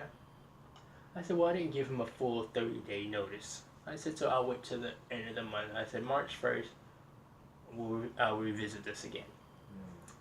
So March 1st comes, he's still here. Like, did you not hear me tell you you needed to be at my house? So when the police came, you told the police you're gonna give them 30 days. Yeah, no, I didn't say anything. They said that there's nothing that they could do about it, and they left. Oh, because Valentine's Day wasn't considered 30 days. Yeah, it was 2 weeks. Okay. They said even if I had given him 30 days, there's still nothing that they could do. Okay. So in my mind, I was like, okay, well, I didn't give him a full 30 days. Yeah. So I was like, okay, I'll give him that full 30 days. So March 1st comes, and stuff's still here. He worked overnight doing, I think, security or something. I can't remember. So I threw his stuff outside and changed the locks. So I had a friend come over and help me. And so as my friend was leaving, walking out that door and opening the other door, he was standing right there. And a couple minutes later, the police had came. I don't know how long he had been standing out there. And so the police came. The police said that I had to bring his stuff back in, or I was going to jail for an illegal eviction.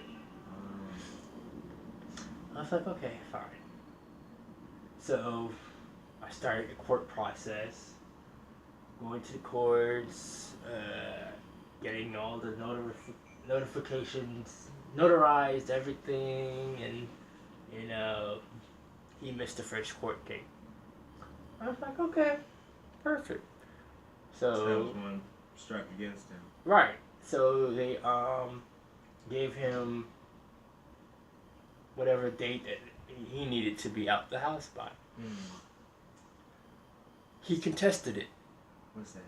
Like fought against it? Yeah. Okay.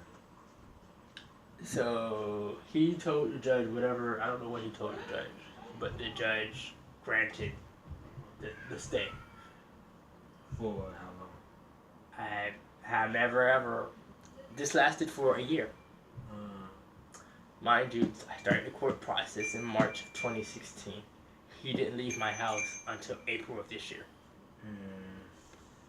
And during that time, going back and forth through the courts, me coming out of my pocket to pay court fees of $50, I think, or $75 every time I went to court.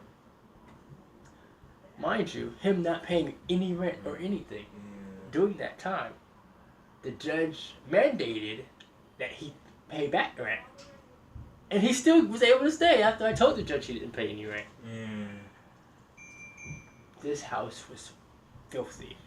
Because of him? Yes. Yeah. My refrigerator was dirty. There were dishes in the sink that was just... Was he purposely doing this? I don't know. That my tub was dirty. He didn't clean up after himself. And everyone kept telling him, oh, I should move. I'm like, why should I move out of my apartment? Because of him. They're like, well, you don't know how people are, and what if, he tries to kill you or do something crazy. That is your family? Huh. Yeah, I mean, my family knew. I told friends just in case. anything did go crazy, I gave him, his name, and I took a picture of him when he didn't realize I took a picture of him.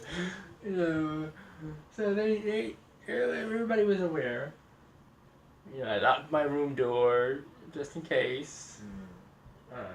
At night, if he came back during the night or whatever.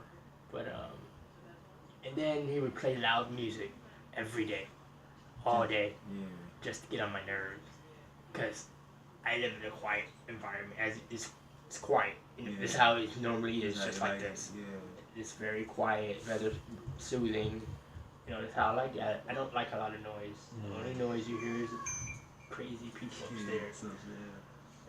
Which is another story. But yeah. And so it was always. You lived up there. I thought you lived up there. That's Yeah, I keep telling. I should have told you the basement. That was my fault. But yeah. So he would play it like. He never really played it during the week. It was always on like Saturday, and he would do it for hours, loud. Just everything you can imagine, he would play, and I would just be in my room, just nothing I could do. I asked, "Hey, can you turn it off?" Doesn't listen to me. Just keep playing. I called the police. Nothing we can do about it. Sorry. I wake up with headaches, go to sleep with headaches. It just took a lot out of me. I think I was depressed too at one point. So why did you want a roommate? Did you really just need the money? Yeah, I just wanted some extra money.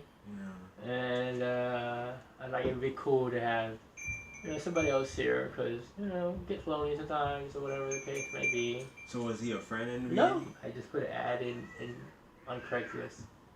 But you couldn't find a friend. You probably should have found a friend. I did that at one point. I had some friends staying here, and they took advantage of my niceness. Yeah. So I didn't want to go back down that route. Yeah. So I said, I'll do a complete stranger. I want to Yeah. know. It'd be cool. Yeah, nope. Not so much. Not so much. A stranger would do it too. Yes. Yes. And someone's like, well, if you had gotten a white guy, I was like, nah. The white guy would. Yeah. You never know. Yeah. You never know. I said, I don't really too much deal But with I feel like white folks like that anyways. I said. In my experience, everything pretty much goes that way eventually. When you're living with people, people eventually I like people need space. Yeah, but then I don't know. Everyone's like, oh, you're so nice. You always letting people. I let a lot of people stay here. People on my couch. I had like 2 people stay in my room. I was on my bed. One person was on the floor. Another person was in the bed with me. There's a lot. So. You're always letting people stay at your house and take advantage of you. You need to stop. Like, well, I'm a nice person. People say they have things happen, situations happen, and they have nowhere else to go. I've been there, so I kind of can relate. So. Yeah, they probably see. So. Yeah, they take advantage. Yeah. I said I wouldn't want anyone to be homeless or in the streets or in a shelter, because like I said. I never lived on the streets, but I've been through a shelter. I know the experience. I just don't want that. So, but yeah, I've definitely learned a lesson. So from April until now, I've been on my own. Kind of miss having somebody. Even with the craziness, it was still okay. Someone's here. Yeah. Yeah, but I'm adjusting. To life on my own. Maybe you should go into the city more. That would help. I don't like to. Yeah. You don't like to go travel in the city? Yeah. Then it's winter time now, and I can never dress. I don't know. I never dress appropriate. Yeah. You're from Florida. Yeah. I'm always still Yeah. cold. Yeah. I can have 100 clothes on and I'm still cold. Oh, okay. I feel like, cause I gotten so used to being in Texas. It took me a while to kind of dress appropriate. Yeah. And I would be suffering, but I was like, no, I don't want to wear all them clothes. But then, like, it helps to wear layers. Yeah, I don't know if I'm not layering for. I don't know what it is, but I'm always end up still cold. I don't know. I'm like, I don't know. So yeah, definitely in the wintertime, yeah. What would you go wear? Do what? I'm good. I'll see you in the spring. But that seems to be a lot of people's reaction, because you don't see people until the spring, and you're like, wow, where all these people come from? Hibernating. Yeah. Hibernating. Yeah. I'll come out every so often in the winter time, but yeah, I'm right here in the house. I'm a homebody. I stay to myself as it is anyway. So, and like. But you're always around. I said, I see people. I'll take a picture with you. Hey, how you doing? Let's take a picture. Okay. Bye. What made you get into your type of work, interviewing people? Does that bring you out? When I started, because in high school, I was sports editor of my high school paper. And then that was 9th through 11th grade, and then my mom decided to move my senior year. Like, why do you want to move my senior year? And I was sports editor of that school paper as well. Oh. And it was fun. It was like interviewing, my friends pretty much playing sports. So that was pretty cool. Okay, this is something I could do. And then after high school, I had kind of like a little internship job with the local paper down there in Miami. I would cover different games and stuff for them. Okay, I like that. Then I stopped for a while, and then I started back up with my own little blog, 2005. And from 2005 until now, that's what I've been doing. In the beginning, I would just do like gay stuff. Then I stopped that, and now I've just been doing celebrity interviews and red carpets. So it's been fun getting to meet different people, and I had a bad experience with any celebrity. Everybody's like, "Oh, I met her, and they were rude to me, or didn't want to take a picture of me." I'm like, I've never experienced any of that with any celebrity. I said they've always been nice and cordial, and if they don't want to take a picture. I don't think I had one celebrity not take a picture that I wanted a picture with. Yeah, so they've all been good experiences. So, it's been fun. Fun. But I'm mad that I'm leaving on Wednesday because Ashanti's supposed to be here on I think Thursday. Ashanti? Oh, Ashanti, okay. Yeah. I hadn't heard of her in so long. I said, I've never met her. I said, I wanted to meet her in person. I mean, I know she's done, the club events and stuff, but I've never gone to the club when she was there. Yeah. So. Would you have a chance to interview her if you stayed? Yeah, I probably would have been able to, interview her, or if not, at least meet her and get a picture with her. So.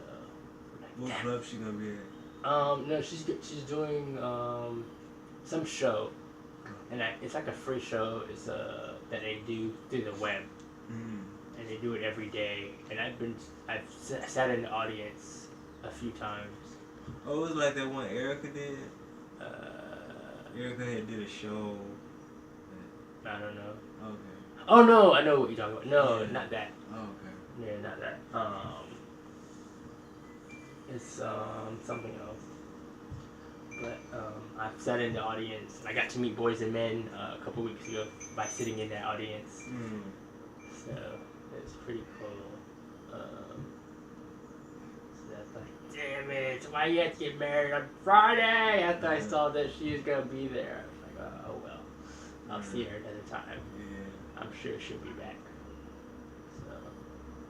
We're probably not at that same venue. Yeah. but she'll probably be at the View or something, or So do on you go to Wendy the Wendy. View a lot? Huh? You go to the View a lot? Not a lot, or she'll probably be at Wendy Williams or somewhere. So I'll probably try to catch her there. I caught Escape at Wendy Williams. Was that recent? Yeah. They've been a lot talking about them. Yeah. Like, what's going on with them? Just that they're making a comeback? Yeah. Pretty much to come back. You ever watch T.S. Madison? I don't really care for her. No. Yeah. I don't like all that. She was talking about it last night with Kaya. Yeah. It's just too extra for me. Yeah. I mean, I've listened to like the first 5-10 minutes of it, and then I get like. Yeah. After a while, it gets a little bit too much. Like, Her friend just passed away though. You ever watched it? And she talked about a friend named Eve. So it was a real close friend of hers passed away. So last night when the friend passed away before Thanksgiving. So last night when she did the thing with Kaya, I watched it because I was like, wanted to see how she was doing. She's like back to normal, but wow. So did she mention the person at all, or? Well, she said Della Reese had passed away and that she's up in heaven tap dancing with her friend who she called Maddie. But she also went by Miss Eva. Okay. But she was talking about Escape. They were talking about Escape. I don't really know much about the group, but I know Tiny's in it. T.I.'s wife said they were talking about her shape, and they were talking about one of the girls in there had, I guess, was the one who had a lot of men. Oh, Candy. Yeah, so they were talking about her. The only men that Candy had was she slept with Jermaine Dupri. Well, they would say, they talked about that, and that she slept with Jermaine Dupri's father as well. Candy denies that, and I don't think Candy would have slept with both JD and her dad. His dad. Yeah, so I don't think she would have done that. I don't know. I don't think she's that chick. Yeah. I honestly don't think that she's that chick. Well, they did callers. They had callers call in, and one guy was like, somebody had asked her that in an interview, and they were like, he thought she did because she took so long to answer the question. She always denied it when she's been asked, so I don't. Yeah. Of course. Yeah. So.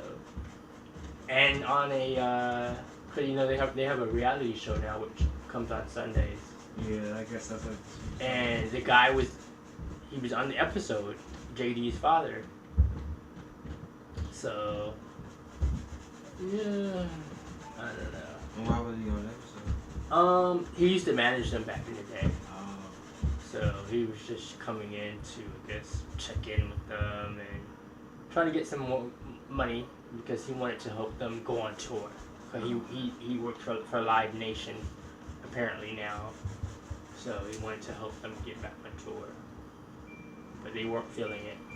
So now that you tell me he was a manager, that kind of makes a little more sense. I didn't know. I was like, why would she do that? Yeah. But I didn't know he was a manager. Yeah, he used to manage them.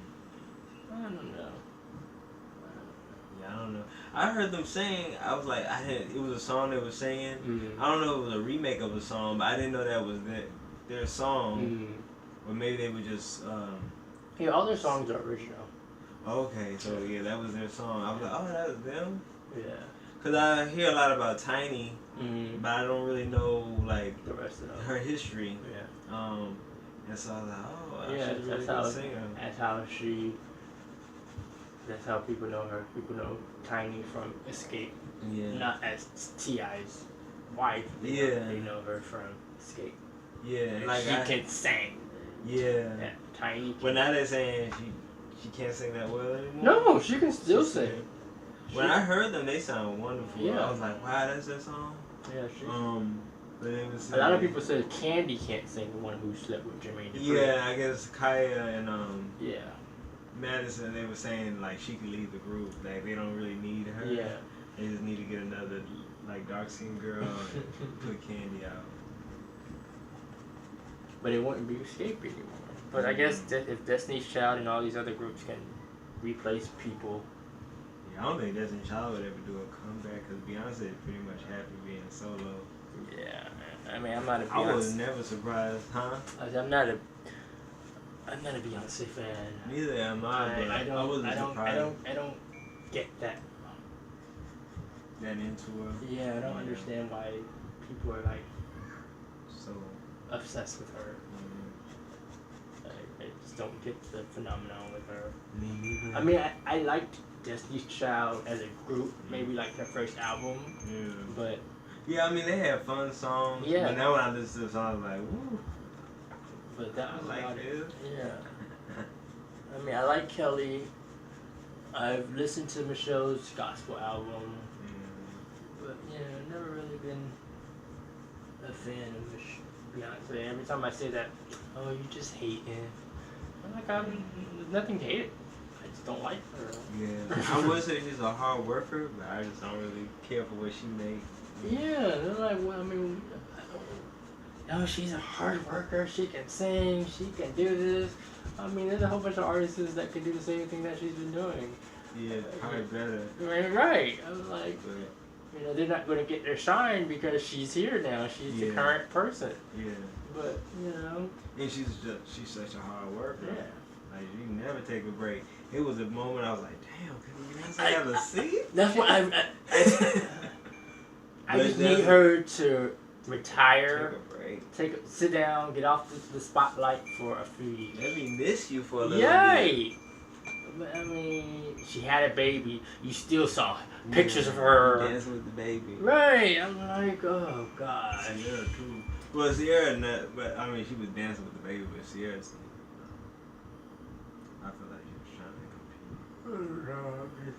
I'm so tired of hearing about Beyonce. And now she's gonna be in the new Lion King movie. It's gonna be A live movie? yeah, they're doing a I live didn't know that. version of Lion King now. Who's she gonna be? She's gonna be The mama? no, the girl, I guess the girlfriend that Simba Yeah. married. She's too. Oh. She's supposed to be the mom now. Well, no, I mean these are all they're doing the voices still. Oh. Yeah, it's still the voices and everything. Oh, but they're gonna use a real lion. Yeah, Oh, okay. I thought they were gonna use real people. yeah, Cause Lion King is based on a true ruler, right? yeah. I think so. Yeah, so we'll hear more Beyonce next year because she's in that movie, Yeah. and apparently the soundtrack is supposed to be all of her, which I think is stupid. But apparently it's supposed to be part of the deal to bring her on is for her to do majority of the soundtrack. I'm tired of her. Tired of seeing her. Tired of her. Tired. Just bring somebody else. Come. Where's Sierra? Where's Carrie Hilson? Where are all these people? And then I feel like the way the world is going now, celebrity is really fading out because so many people are doing social media celebrity stuff. So it's like anybody can be famous now on social media. And you could, and not even that, like you could just do so much with technology now. Like you don't really have to just suffer and listen to these people that you don't really want to listen to. And you don't have to even be in the same studio with them when they're recording. Now you could be, I could be sitting here in the living room and they could be somewhere else. And well, I mean, if you want to, I don't know. I feel like when I was coming up, you had to watch what was on TV or you had to listen to whatever music was playing on the radio or TV. Now there's so much. Now you can just do your own thing. Yeah, you don't really have to. Now you have Netflix and Hulu and all these other. You can watch what you want to watch. Yeah. You can listen to what you want to listen to. And so it's just really like celebrities have to. I don't know necessarily work harder, but I don't think it helps them that much. No, not when it's a Beyonce-driven world. But like even movies, like you could buy the DVD, like. But now you have all these sites where you can. Yeah, you don't even have to buy the DVD. Right. You just you download the movie, watch the movie off. on the computer at the home. Even Yeah. though the movie's still in theaters, you can Yeah, still in theater. still watch it from the comfort of your home.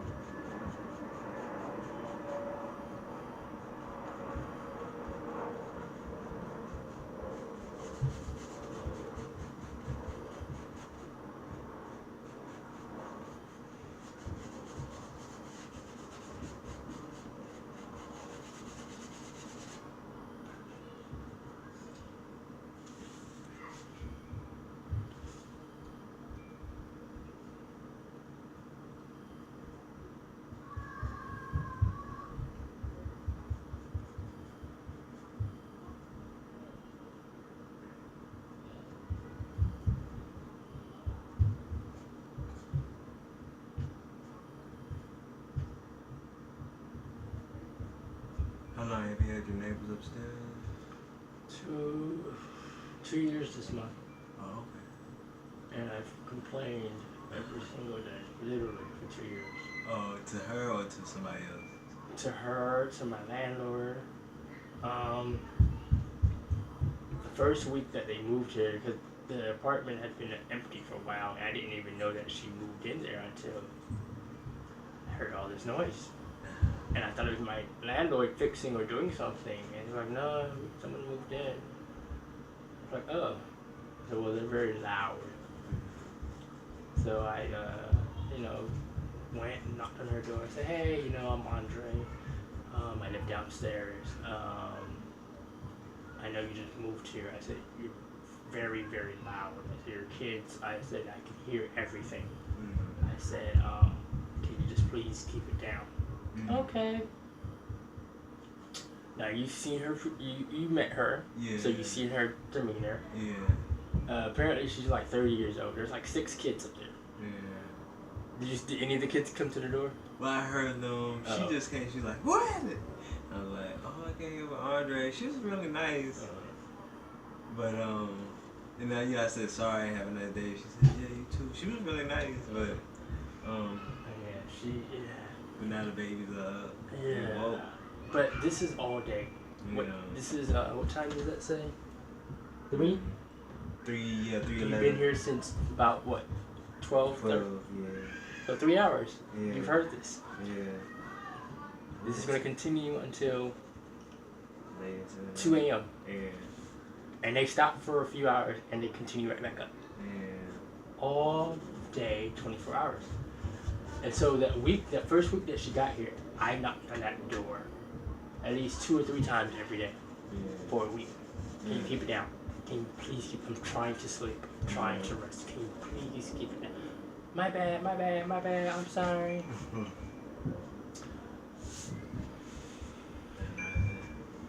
You see how she has clothes on the rail and stuff? I didn't pay attention to that.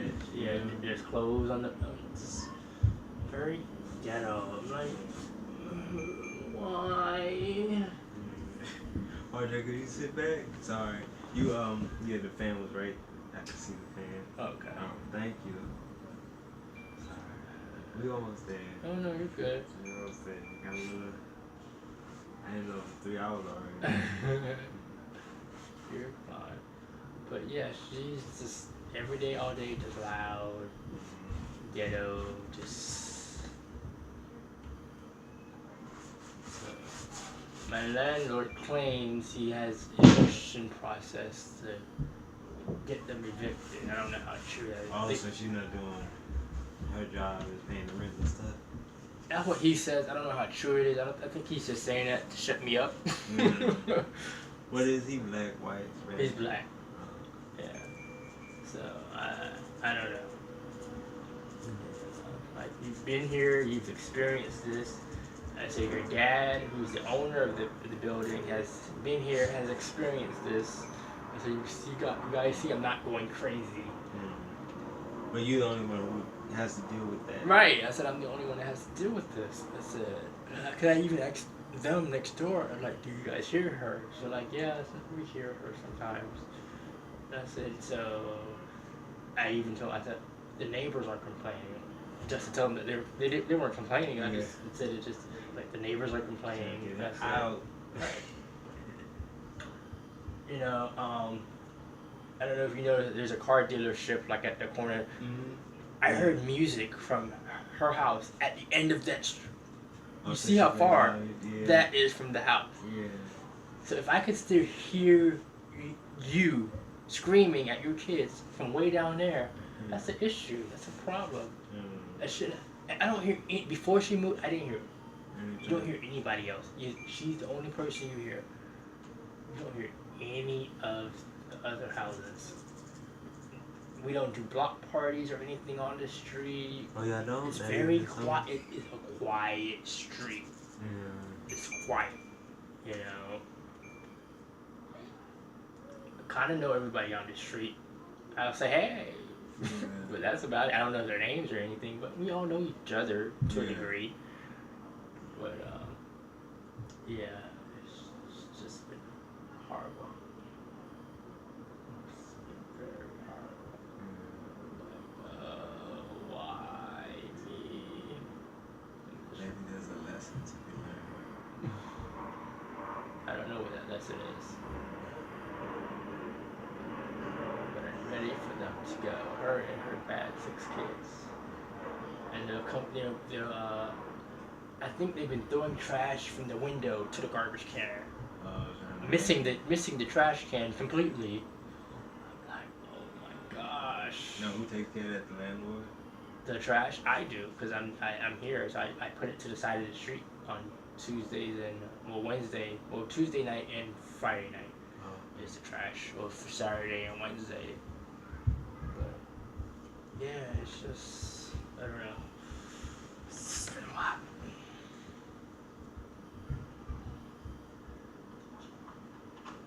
I tried to tune them out, and I can't tune them out.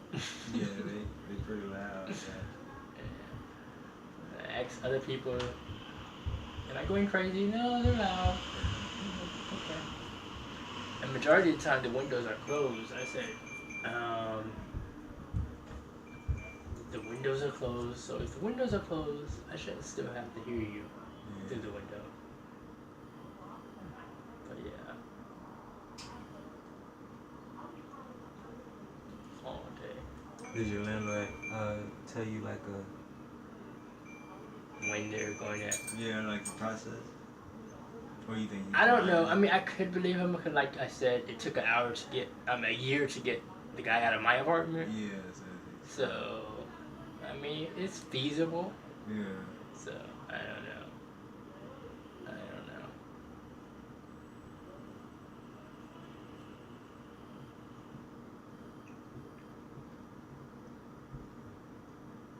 But I'm also the one who checks the mail. So I see what mail comes from. I've never seen Any eviction notice? right or anything for them going to court or anything. So I don't know.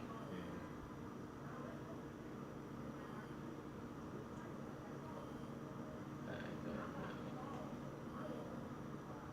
think he just likes that income coming in every Yeah. whatever income I guess they're giving him Something. right. Like I should not be paying you rent every month to be dealing with this headache. Did he get involved with the guy who was staying here? No, he said he couldn't Oh, okay. because he said I subleased the room, so there was nothing that he could do.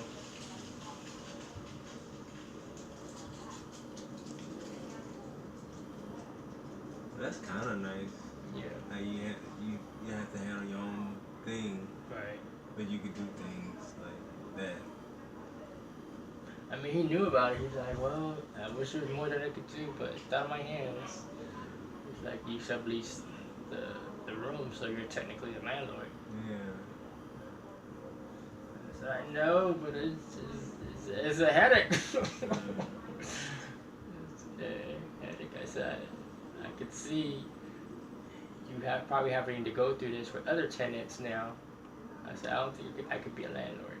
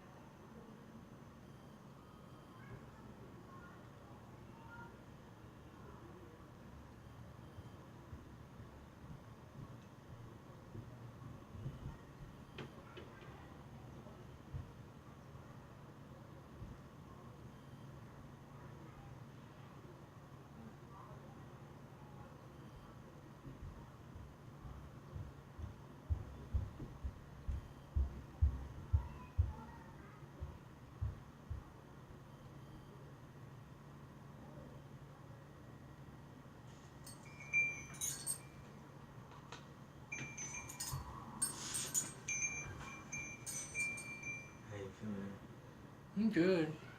Hold on. Let me close this window a little bit. Chilly.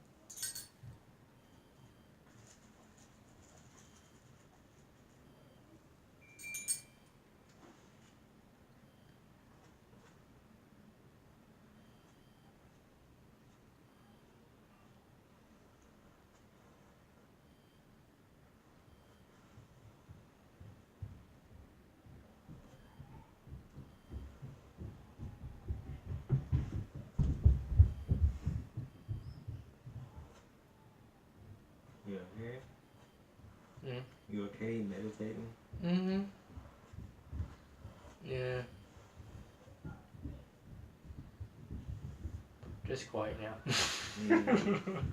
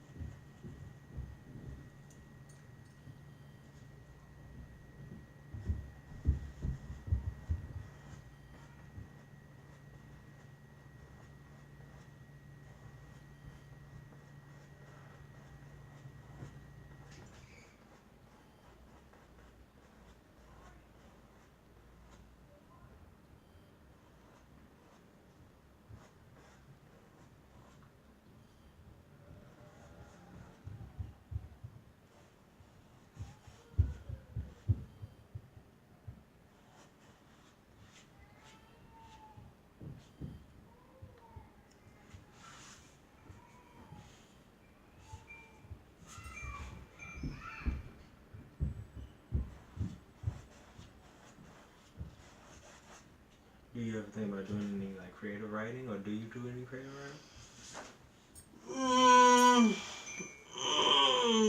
I used to. Like what type of stuff? Science fiction or autobiography? I can't get into science fiction. No. I'm not a horror guy. Oh no. Non-fiction. Science fiction doesn't have to be horror. Yeah. Non-fiction. Non-fiction. Yeah. So like biographical. Kind of, or just about. People you know. Yeah. Things that I've experienced insane. Yeah. but not work good enough to publish.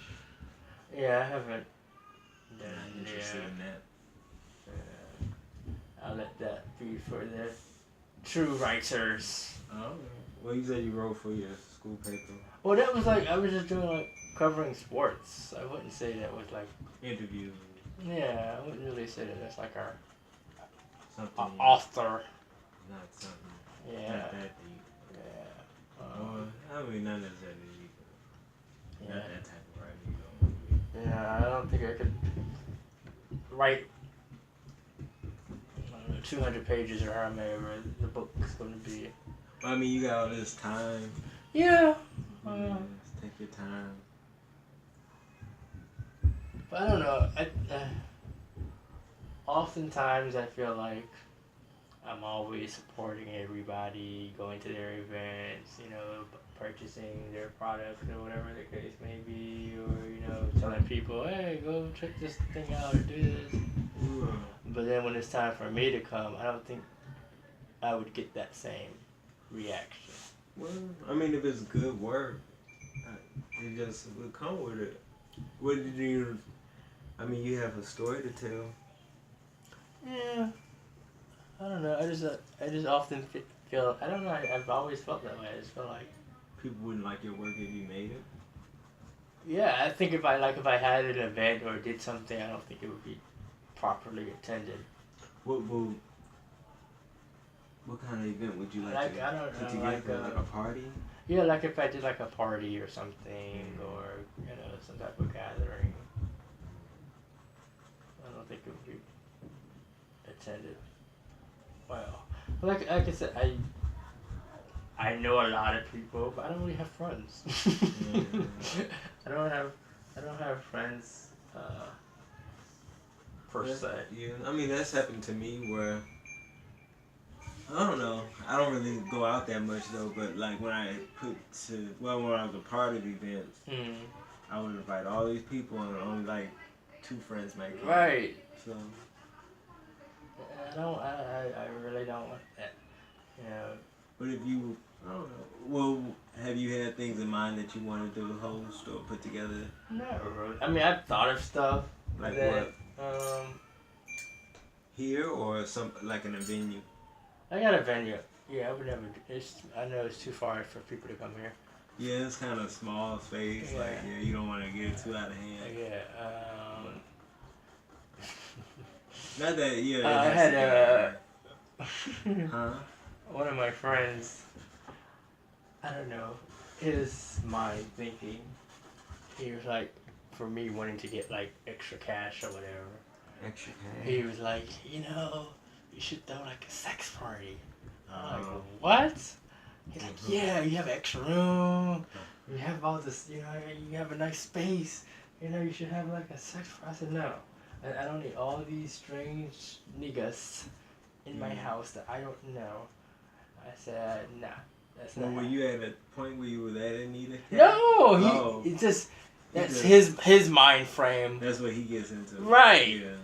And I'm like, no. I said, that's not my thinking. That's not my thing to do. I said, no. I said, even if I was into all of that, I said, I probably still wouldn't host something. And so this is my space where, I gotta live. Lay your head. And I said, I don't need any type of negative vibes. Fluids all around. Yeah, and I gotta clean all that up. No, I said, you gonna clean up all that? No, all right. So yeah, I don't need none of that. So yeah, and then I thought about my neighbors. Even if I wanted to have something here, I was like, traffic. Yeah, I don't need all that traffic over here. What's going on over there? Because I know my next door neighbors, they did a party, like I think a year or two ago. And it was like midnight, and there were still people here playing music and stuff. I'm like, you do know it's a work week. I guess if it was weekend. Yeah. But yeah, I've never been that type to host gatherings. Yeah. Neither am Yeah. I would think like writing or something like that would help with your loneliness. Yeah, I mean, I used to do it and I stopped. I used to write, I guess experiences that I've seen or gone through, and I have a journal and everything full of it, but I might get back into that, yeah. Get back into that. No. I don't know. We'll see.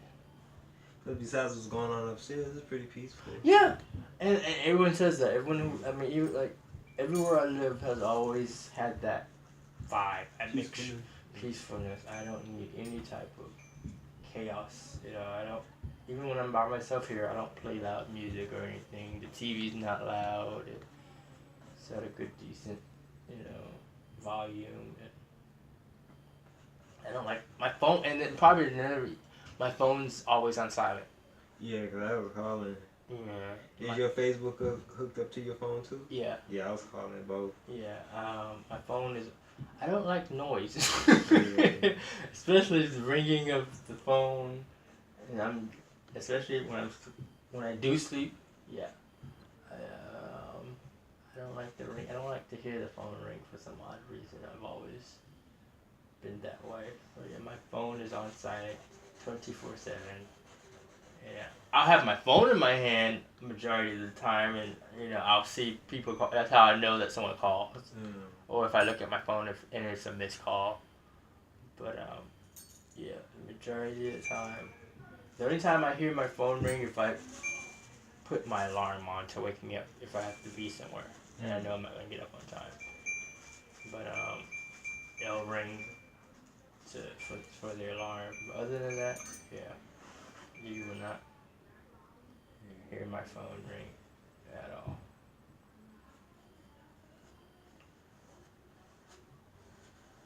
So I guess that's a bad thing. Will you call back? Yeah. When you were in Washington D.C., it took your sister to contact you on social media to get in touch with you? Mm-hmm. You didn't have a phone then? No one knew how to get a hold of me. So she found you on Facebook? Yeah, she found me. She said she just figured that since I guess everyone was on Facebook that I might be on Facebook. So, but there's a whole bunch of Andre Allens on Facebook. She said she went through it. She said she just kept looking and looking and looking until she found me. I was like, wow.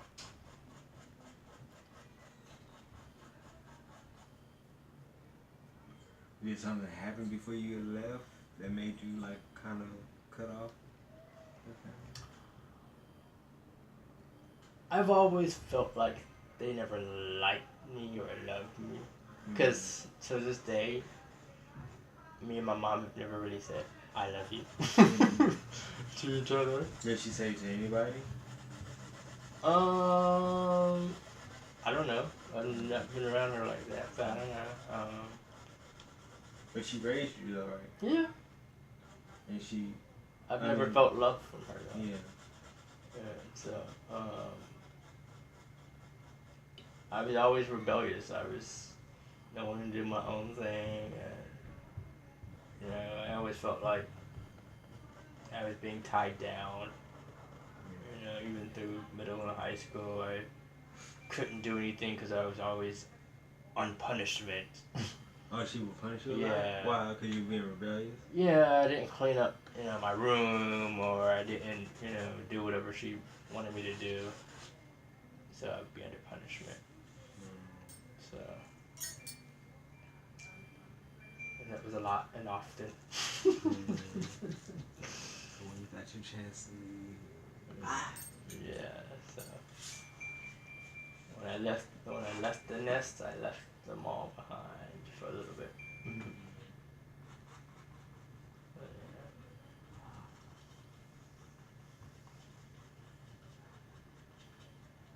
Didn't talk to nobody. I'm gonna survive this world by myself. Well, you're doing good. Yeah. She hasn't said she loves you? Have you spoken to her about it? Is it something I have, and I don't know. Like I said, her mind frame is, I guess, different or whatever. Yeah, she tends to forget everything or block what has happened in the past. I don't remember that. Maybe she just thinks you should know. But I have a good memory, so I remember everything that has gone on in my life, and the stuff I've witnessed. She's been abused, and I remember all of that growing up. Yeah. And I was actually thinking about this last night, that I went to have a conversation when I go down there with her to ask her, face to face, why did she stay through all of that? With different men that she was dating. Yeah, my siblings' fathers would have, abused her or whatever. So. I don't know if she'll be up to talking about that, but we'll see. Well, she doesn't sound like she talks that much. She talks, but her thing is that what she says is truth, and whatever you say doesn't hold value or mean much of anything. But every time I go down there, there's always a conversation about me being gay is always brought up, or something to do with gay. It's always. But she has a problem with it? Yeah, my whole family does. They're from. Okay. They're from. So that's why you left. That's another reason why I left. Yeah, that's why I left. Not that I told anybody, Right. but I was like, I knew they wasn't gonna be cool. So I was like, why?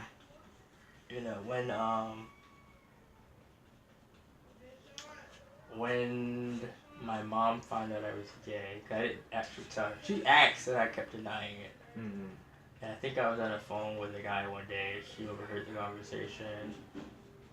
She asked me, and I still denied it. She finally, broke down and told her whatever that I was, and she said she didn't approve of it, whatever the case may be. And somehow, I don't know how. I think I told my grandmother I was gay, cause I always assumed Your that grandma was? me and my grandmother was close. Yeah. We had that close relationship. I could talk to her about anything, and everything would be all right. Yeah. Grandma. Yeah. So when I told her I was gay, she said I was going to hell. It was an abomination. It was a sin, and it's going on and on and on and on and on. Yeah. And, every time I talk to her, she hasn't brought it up in a while, but she's like, when are you gonna settle down and get your girlfriend? So they try to deny. They try to deny it, or they try to act like it's not true. I guess. Like, oh boy, they believe it's your choice that you're choosing this. I guess. I don't know what goes on in their head. They just don't want me to be gay. And me being the oldest grandchild, my grandmother wants me to have great kids. Yeah. Because none of the grandkids have kids. But they're all younger than you, right? Right. Oh, well, your mom has other brothers, siblings. Yeah, they're all younger than me. But none of us have kids. My brother will be 30. So it's me, my cousin Nicole, who's 2 years younger than me. She's 20. She was 33. She has no kids. And then it's Erica. She's just turned 31 last Saturday. Mm. She has no kids. And then it's my brother Jonathan, who will be 30 in January. And then it's my sister Stephanie, who's 25. She has no kids. And then my little sister. No. Yeah, it's my little sister Ashley. She's 20, had no kids. And then my other cousin Ricky, who just turned 18, 19. He has no kids. Now, out of all those people, you the only gay one? Mm-hmm. Well, You sure? Erica, I think, is gay. Now, that's your cousin? Yeah. But no one knows for certain. But yeah, out of everybody, I'm the only openly gay one.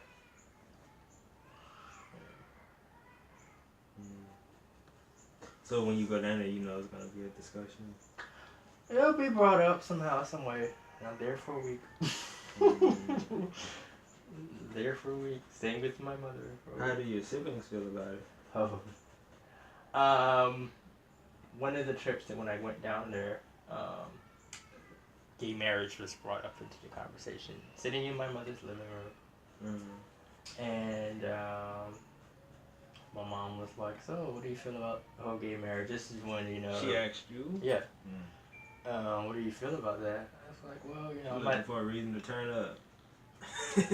And what did you say? I said, well, I'm not in a relationship. I said, I can't say anything about that until, I get into a relationship and, if we both decide that this is something that we want to do, I think we should be able to get married if we want to get married. Yeah. And you know, Went off. she felt like, you know, marriage is between a man and a woman, and gay folks shouldn't be married, and all this other stuff going on and on and on. And then she brought my siblings into the conversation. What, they were in a whole nother room? Or? I think my brother was downstairs with us, and I think the two girls, they were upstairs. So she brought them down? No, they were still talking from upstairs. And so my brother said that he would go to my wedding if and when I ever got married. Yeah. And Stephanie said she wouldn't go. Mm. My mom said she wouldn't go. Mm. Ashley, they didn't ask Ashley, but I'm sure Ashley would go. Mm. Because I'm closer to her than the other two siblings. They didn't ask her. I don't think she there. I can't remember if she was there or not. But yeah, she wasn't part of the conversation at all. So no wonder you left. Yeah. But it had nothing to do with that. But she tried to team, but I mean, she used them to team up against you. Yeah. Yeah. But luckily, I mean, your brother, that was nice of him. Yeah. But my sister, I mean, I don't know, I've never really liked my Stephanie. I think it's because how her dad treated my mom. Yeah. But yeah, I just never really liked her. I don't know. I just never did. I always had a spite feeling towards her. You know, growing up, I would just leave her in the crib and just let her cry for hours and hours. I don't know. So she could be basing her opinion on that. She probably could. She probably remembers all of that. You know. But your mom, that was kind of cold of her to do that. But I mean, I said, so, you know, being your first child, you know, being your child, regardless, I said you couldn't put your differences aside of how you feel to come to my wedding. She said no. Mm. She said I shouldn't have to do that. Yeah. And I mean, some black people just really caught up in religion. Mm-hmm. But I mean, I guess you can't really take it as like she's just going out her way to hurt you. Right. She's just brainwashed by Will Island or brainwashed with it. So okay, that's what I'm gonna get married regardless. If you come, you come. You don't, you come. Yeah. So we shall see. But yeah, my brother also felt like gay folks tend to throw themselves out there. As far as he feels like it's always in straight people's faces. He's like, when I asked him to elaborate, he's like, you know, like acting extra flamboyant. Yeah, he's like that, and just, you know, it's always in your face. You know, he's like he doesn't want to see all of that. But I mean, yeah. I mean, that comes from a person who doesn't know gay people, because there's all types of gay people. Yeah. And people who are like that, that's who they are. And I tell them that too. I said, you see me. I said, you've been around me all of your life. I said, you see that I'm not none of the extreme. Yeah. I said, so, yeah, you're out and about in society and you see all of this, but I said you shouldn't lump everyone into one category. I said there's, just like, regular heterosexual people, there's extremes to them as well. So. And even if there's nothing wrong with them wanting to be that way, it's just the problem is with you. Yeah. Not, you've been trained to believe that's not appropriate, but... Yeah, and at the end, I think it stems more from my mom. Yeah. I think Ashley's gay because I've been looking on her on her Instagram and. That's your youngest sister. Yeah. And maybe that's why she reaches out to you. But I've told her that she could talk to me. She has yet to do it because my mom has even asked me, "Is she gay?" Well, maybe she's scared. And I'm like, I don't know.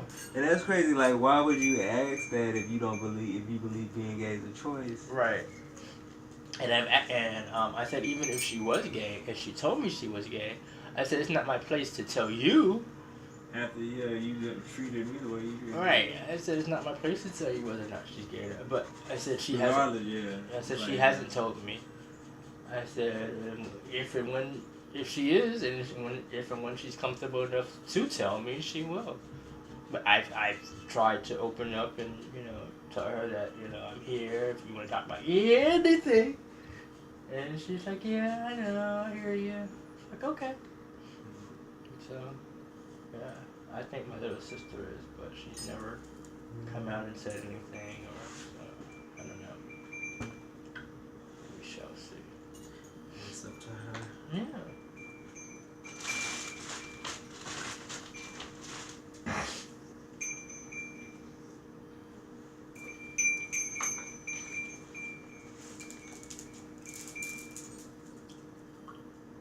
And so when I was staying with my grandmother for a short spell, and my aunt Joy, who's the oldest of my grandmother's children, she was staying. She's Staying there too. Yeah, and so she definitely despises the whole gay thing. So do you think any of your aunts and uncle are gay? no. No. My nails were never really long, but they were maybe a little bit long. Oh, you need to cut your nails. Men shouldn't have long nails. Yeah. Was this after you said something about your? Yeah. Mm-hmm. And every morning my aunt would do crazy stuff to irritate me. About like whatever, just she would walk by and she sees that because the way that my grandmother's house was set up was you walk in, there's a living room, there's a kitchen, and then there's like a hallway like this, and you had to go into the bedroom, to their bed where my grandmother sleep, and so the hallway was kind of put into a room, kind of, so there was a bed and everything in there, and so I never had any privacy or anything because they would have to walk back and forth to either the kitchen, living room, bathroom, or to their room. So every morning my aunt, because she slept in the bedroom with my grandmother, would just walk by and just be loud, talk loud, say something, I hate gay people, make a comment, remark, something. Like that? Yeah. Every day. Meaning she was kind of saying it to you. Mm-hmm. I hate gay people. Damn. Every day for the 6 months that I stayed there. I said, yeah, I can't do this no more. Now this is just before you went to Florida? I mean to Washington? Yeah. This is before. Yeah. But soon after you went to Washington? Mm-hmm. Yeah, just before I went there. I see why you went to Washington. Yeah. I said, I can't Get far away from me. Mm-hmm. I said, I can't. So now she wants to be my friend after all these years. Your aunt does? I said, you must not remember what you used to do to me. But yeah. Well, who's the one you talk to? As far as like my aunts and uncles. Yeah, you said one you kind of close with, right? Oh no, I'm not really close to none of them really. You said one was Andrea, who doesn't talk to anyone in the family. Oh, okay. Only time I'll talk to her when I go there, when I see her. She's the only one that opens the door.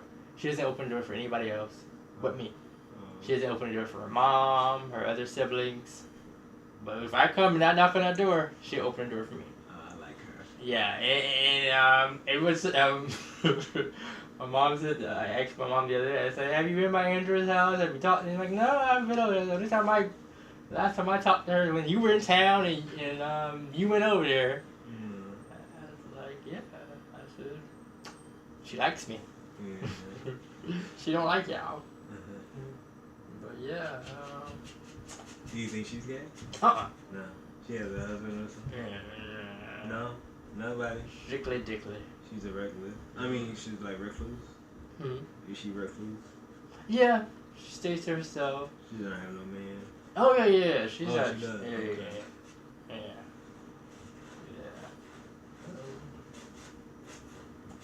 I met all her boyfriends. Oh, so she's not tied to nobody? Nah. She was married when I was young, but I don't remember him. But yeah, I've met all her love interests. They were interesting folks. They were cool. And then she dated this one guy who was white and no one liked him. No one liked him. I think it was her first, like, White relationship? yeah. So, No one liked him too much. I mean, he was cool from what I can remember of him, but so he's white though. yeah, I think just the fact that he was white, no one really cared for him too much.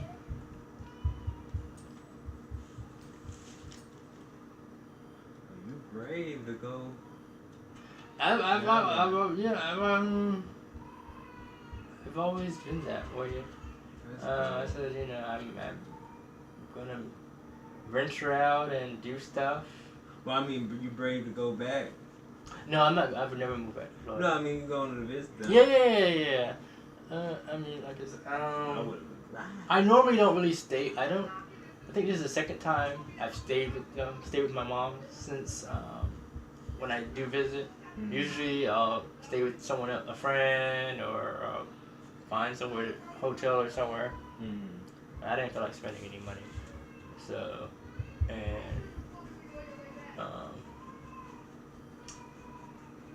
Your I brother didn't- sounds nice though. Your brother sounds cool. He's alright. I mean, they all stay with my mom. You know. Oh, he still live with your mom? Yeah, they all still live with my So mom. when he gets married, where you gonna stay? You're just as good as mine. He moved out for a short time, and then moved back in. So Does his girlfriend live with her parents? I think so. So I don't know how that's going to work. Does your brother have a job? Mm-hmm. I forget what he does, but yeah, they're all working and stuff.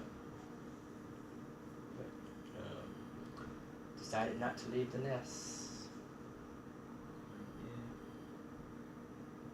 So we shall see. I was 18 and I left. They're grown folks and they still there. My brother's almost 30, he's still there.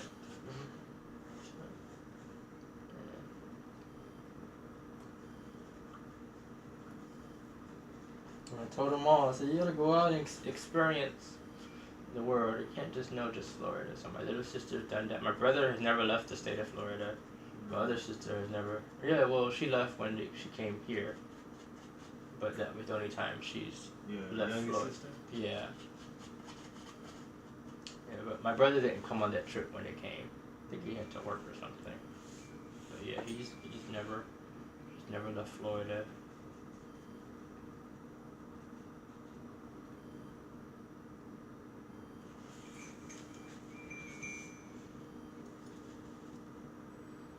This is all just.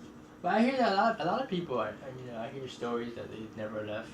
Yeah, a lot of people never leave the places they're born. Yeah, I'm like, there's more to the world than just where you are.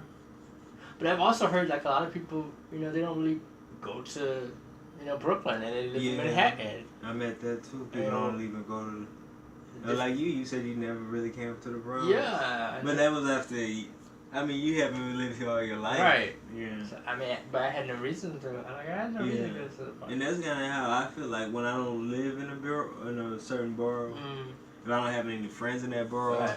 there's no really reason for me to go though. But I have been to every borough. I have too, and I tell people all the time. I said, I have no reason to. They're like, oh, just get on a train and just to go. I'm like, no. I said that's wasted $5. Oh well. That's you got unlimited. Yeah, but I don't go nowhere really. So I only put money on a card unless I have somewhere to go. Yeah, I always every now and then make a point to like try to Go somewhere. just go to each borough. Yeah. Like if I say, well, but I still like I try to find a reason to go if I want to go. But sometimes I just like I haven't been there for a while. I'm gonna go. Like Staten Island. I went to Staten Island one time and only one time because I had a friend visit from Florida. Yeah. And he wanted to go over there. See, I haven't been over there. I went over there for a job interview once, and that was it. Yeah. But I have rode the ferry just to ride the Yeah, ferry. me too. I've done But that. I never walk around there. I don't know. It's nothing to do. I walked around. There's nothing really to do over there. That's what they say, and I try to meet people who are over there, but the friend who was living over there, now he lives in the Bronx. And I was like, I want to go over there and just see. He like, it's nothing over here. I'm like, for real? I just want to see. Yeah. So, I don't know. Queens just seems so far away. Yeah. And the 7 train just takes forever. Because it doesn't go express. Like, but I like Queens. It's definitely Queens. You only find in Queens. So. Like it's got that Indian culture. It's got Ecuador. a lot of West Indian folks are out there. West Indians, Jamaican, Caribbean.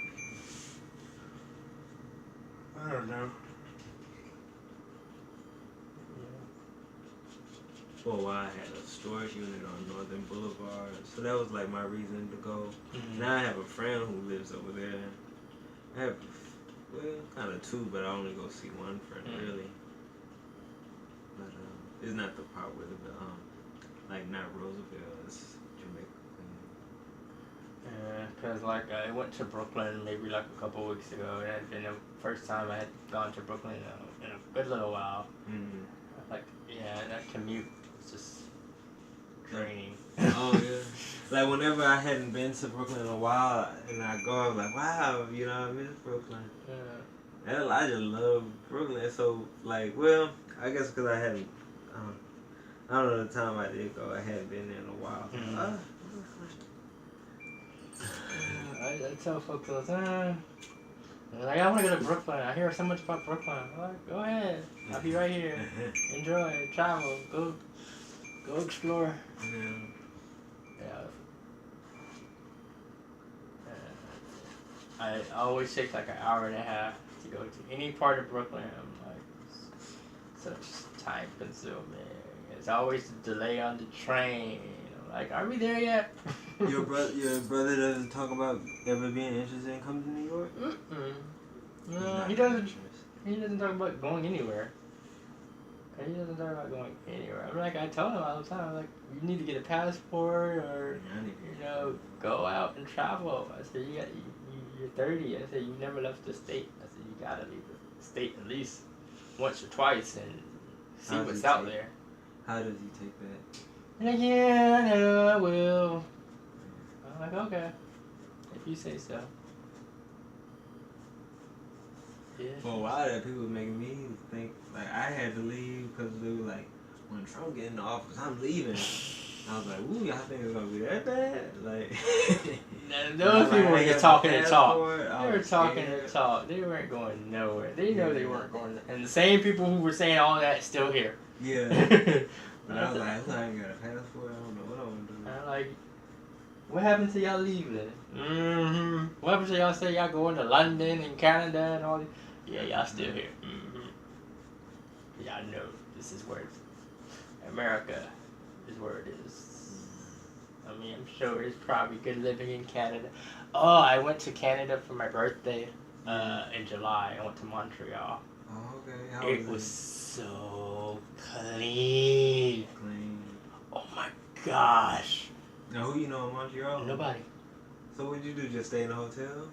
I stayed in a hostel. Oh, good for you. Yeah. That's adventurous. Yeah.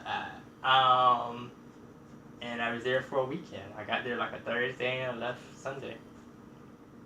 And I just walked around and just explored down the downtown area, I guess. Yeah. Would you want to live there? After, I don't think I can handle the winters because the winters I'm sure are much harsher than here. Yeah. But I don't think I can handle it. But it was very, like, you know, here, you know, you see homeless people everywhere. You see trash everywhere. Yeah. We saw none of that in Canada.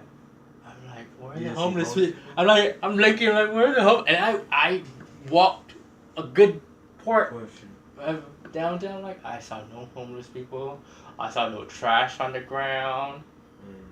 I'm like, where's the dirt? Were there trash receptacles at Yeah. the corner? Yeah. I'm like, where's the homeless people? Where are they at? Maybe it's in another part of the town that I haven't been to, but I doubt it. It was very clean. Yeah. It was very clean. You could actually literally eat off the ground if you wanted to. That's how clean it was. The air was just different. Good? Yeah. So, I enjoyed it. I have to come back and visit again. And what made you decide Montreal? Just something. I wanted to do something for my birthday, something different. So, I said, I'd go to Canada. It was cheap, inexpensive. The hostel I stayed in was like maybe $10 a night, I think, $15 a night, something like that. That's good. Yeah. Could you work for your pay? Your stay? No. Most hostels you could do that. Right? Oh, I never knew that. Oh, well, my friend, he paid for the one he was in Japan, but he said there was people in Japan at the hostel he was at that were working for their stay.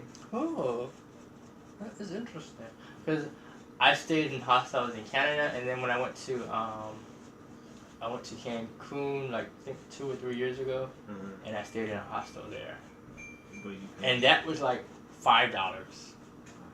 Yeah, it was $5 a night. It was very cheap, and it wasn't that far from the airport or whatever. I think that's another reason why I picked that particular one. But yeah, it was cool. I was like, okay. People were like, you staying where? In a hostel? Yeah, I said, it's cool. I said, it's not like the movie. Oh yeah, when you get kidnapped. Yeah, I said, nothing like that. I said, you didn't like horror movies. Well, I haven't seen it. I just remember the movie entitled that. That's a good one. Yeah, I remember the movie with the name of it. They have lockers where you can put your stuff in your lockers and everything. And is it like dormitory style? Yeah. Yeah. Because it was extra if you wanted your own private, room or whatever. I think it was like $40-50 a night. I'm like, nah, I'm cool with just paying these $5. Yeah. I'm frugal like that. I'm frugal. So I'm cool paying these $5. Yeah, that's nothing.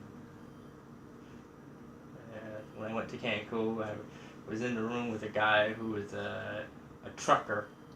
And he was like, yeah, he was just here for a couple of days, and then he just ride his truck somewhere else. I think he said he was going to Mexico or something. Can't remember. Spanish man? No, black guy. Oh, so he rides out of the country. Like, cool. That's a good story. I had met this truck driver off of this site called Interactive Mail. And I had met him first, right. And then the second time of meeting him, he was going to drive to Oklahoma. And I was like, he asked if I wanted to go with him, and I did. And while there, he was really nice to me. I mean, we messed around a little bit, right. But all the while there, I was like, he could kill me. Like, this is so dumb. And you would never. Yeah, nobody would know, because I didn't tell him that I was gay at that time. But I was grown, like I was an adult. Right, but still. Yeah, I was like, anything can happen, but I'm really putting... My friend Darnell does that a lot. He does, I don't know how he meets truckers? No, he finds, I think apparently there's this app, and I can't think of the name of the app, where you could get in, and you could drive across the country with total strangers. Drive? And, like, in the car. Yeah. And you could just... contribute whatever to like gas or whatever. Yeah. And if you want to go, if you need to get across the country and, you don't have the funds, I guess, or whatever the case may be, you get this app and, they'll pick you up or you meet them wherever and, Is it called Woofing It?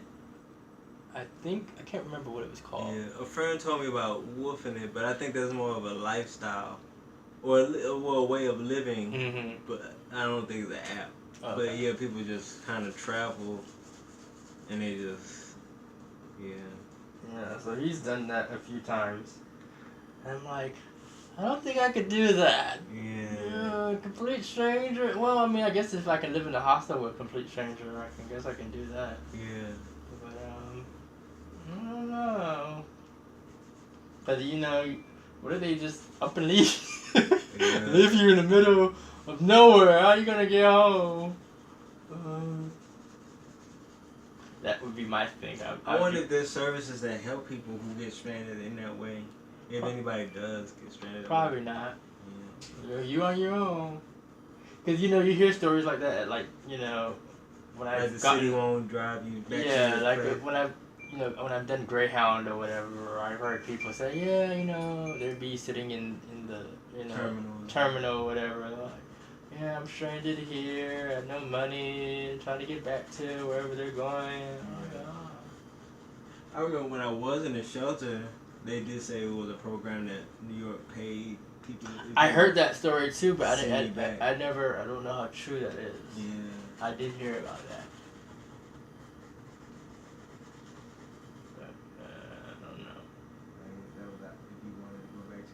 But I think there's probably a lot of loops and stuff that you probably got to do to probably. Yeah, like somebody explained it to me. You had to, be in the shelter for a certain amount of days. I think at least 30. And then after the 30 days was up, if you wanted to go back to wherever you came from, you could go. Like they would pay for your ride or whatever. Interesting. But it was some people who decided to do that. I was like, why would you want to go back? Wherever you came from. I mean, I wouldn't mind getting in a car and going cross country. That sounds fun. Yeah, that sounds fun. But yeah, the people who wanted to just go back to where they came from, I feel like they just gave up. Right. Yeah. But yeah, now my mind is like I'm interested in wandering and traveling. Yeah, because there is this Amtrak. Amtrak has a program. I think it's like $300 where you can get on the train from here to California. Oh, okay. But it's one way. It's not even a round trip. So I was like, I wonder what would be better, the train or a car. So the car would probably be better because you'd be able to stop more. For the train, you don't have to. Just I don't know. Wherever I they feel stop like more at. can happen in the car, but Yeah. car driving is safe though. Yeah. It's nothing really happening. But every now and then you have a crash. Right. You don't have to count on who's driving. You just ride the train. But Amtrak is $300 and they'll drive you to California. You said? Yeah. That's a lot of money. It is. It definitely is. I think the bus would be cheaper. No, I think that's more expensive too. To go to California? Because that's like 4 or 5 days on the bus. Oh, okay. That's a Because when lot. I came to Texas, when I rode up here on the bus, but it was just like a day. From Texas to here? Mm-hmm. Wow. And it was like, I paid a month in advance for my tickets because it was cheaper if you pay in advance. See, and a lot of people don't think like that. Yeah. So a lot of people, it's on the whim, and they're gonna last minute. Right. And why I did that because I was telling people I was gonna go, and I just wanted them to know I was gonna go. And then when I was letting people know, they was like trying to talk me out of it, and I was just scared that they were gonna talk me out of it. So I just went ahead and bought my ticket. Right. And then when the time came, I was like, bye, y'all. What part of Texas? Houston. Okay. I've never been I always tell myself I want to go to Texas. I want to go to Dallas. I don't want to go to Houston. And I want to go to San Antonio. Yeah. I have my best friend lives in Houston. He keeps telling me, you need to come to Houston. I haven't seen you in years. And I know, I'm coming. One of these days. So 2018, that's going to be one of my trips to Houston. You gonna go in 2018? See him. So every time I look at a plane ticket or something to get to, it's always expensive. You take the bus. Yeah.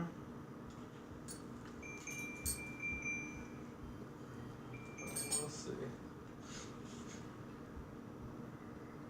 If I can find a cheap ticket, I'll be there. But like my ticket to Florida, $75. Oh, on the plane? Mm-hmm. It was $50 going down on Spirit, and $25 coming back on Frontier. Oh, it's $75 to go there and come back? Yeah. So, yeah, because both airlines, when I bought my ticket, was having a special. Yeah. So that's how I was able to jump on that. But with coming back, I gotta leave out of Miami, which is the airport from where I'm gonna be staying is like over an hour away. So You're not gonna drive me. nah, I think I'm gonna probably get on the train and take it down. There's a train that they have down there, so just get on the train. My flight's still not till 7 p.m., which is a good thing. And I won't get back here till 10 o'clock. By the time I get home, it'll probably be midnight by the time I get back here. The flight lands at 10. So, alright, $25 leaving out of Miami. Okay! I don't want to leave out of Miami, but hey. Yeah. Can't beat $25 ticket.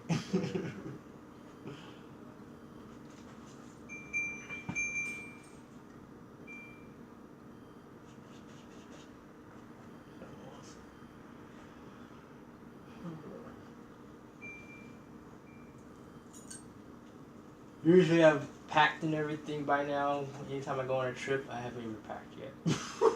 Do you know what you're gonna wear? I have no idea, but I'm gonna bring, like I said, I have a royal blue shirt, I have some royal blue pants. I'll bring that, and I'll wear that, and I have dress shoes, and that's it. I don't know what I'm gonna wear to the reception on Saturday. I'll probably bring a dress shirt and some pants, I guess. I don't know. This is at someone's backyard, so I don't know. It's casual, probably. Yeah, so I'll probably just bring a t-shirt now that I think about it, and some jeans, all over there. And I know I have to probably, if I do wake up to go to the funeral, I gotta bring dress clothes for that. But yeah, that's about it. You should go see your friends. Got some shorts for the beach. And then one, just for a few hours, just go there. So, Like some seashells.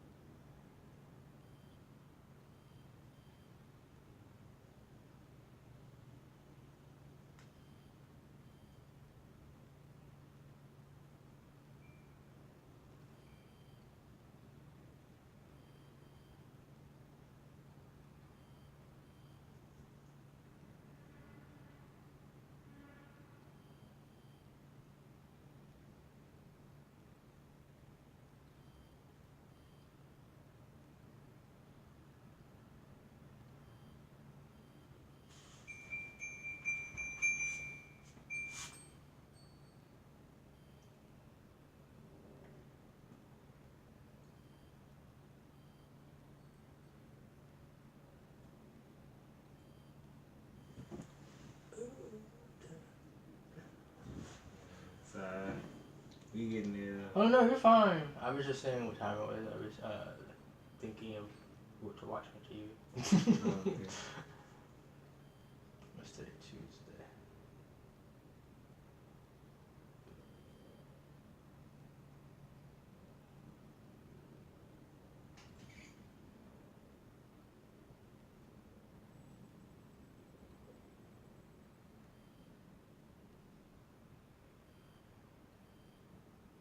Oh no, today's Monday. No, Tuesday. Yeah, Tuesday. Yeah, today's Tuesday.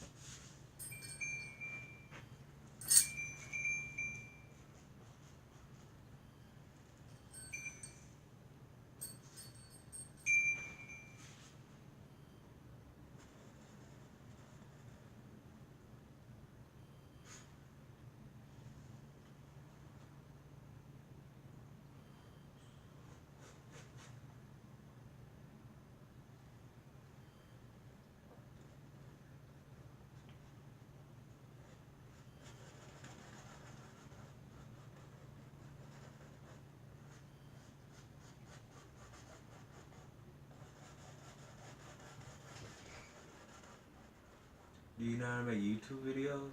Mm-hmm. You ever did that? Yeah,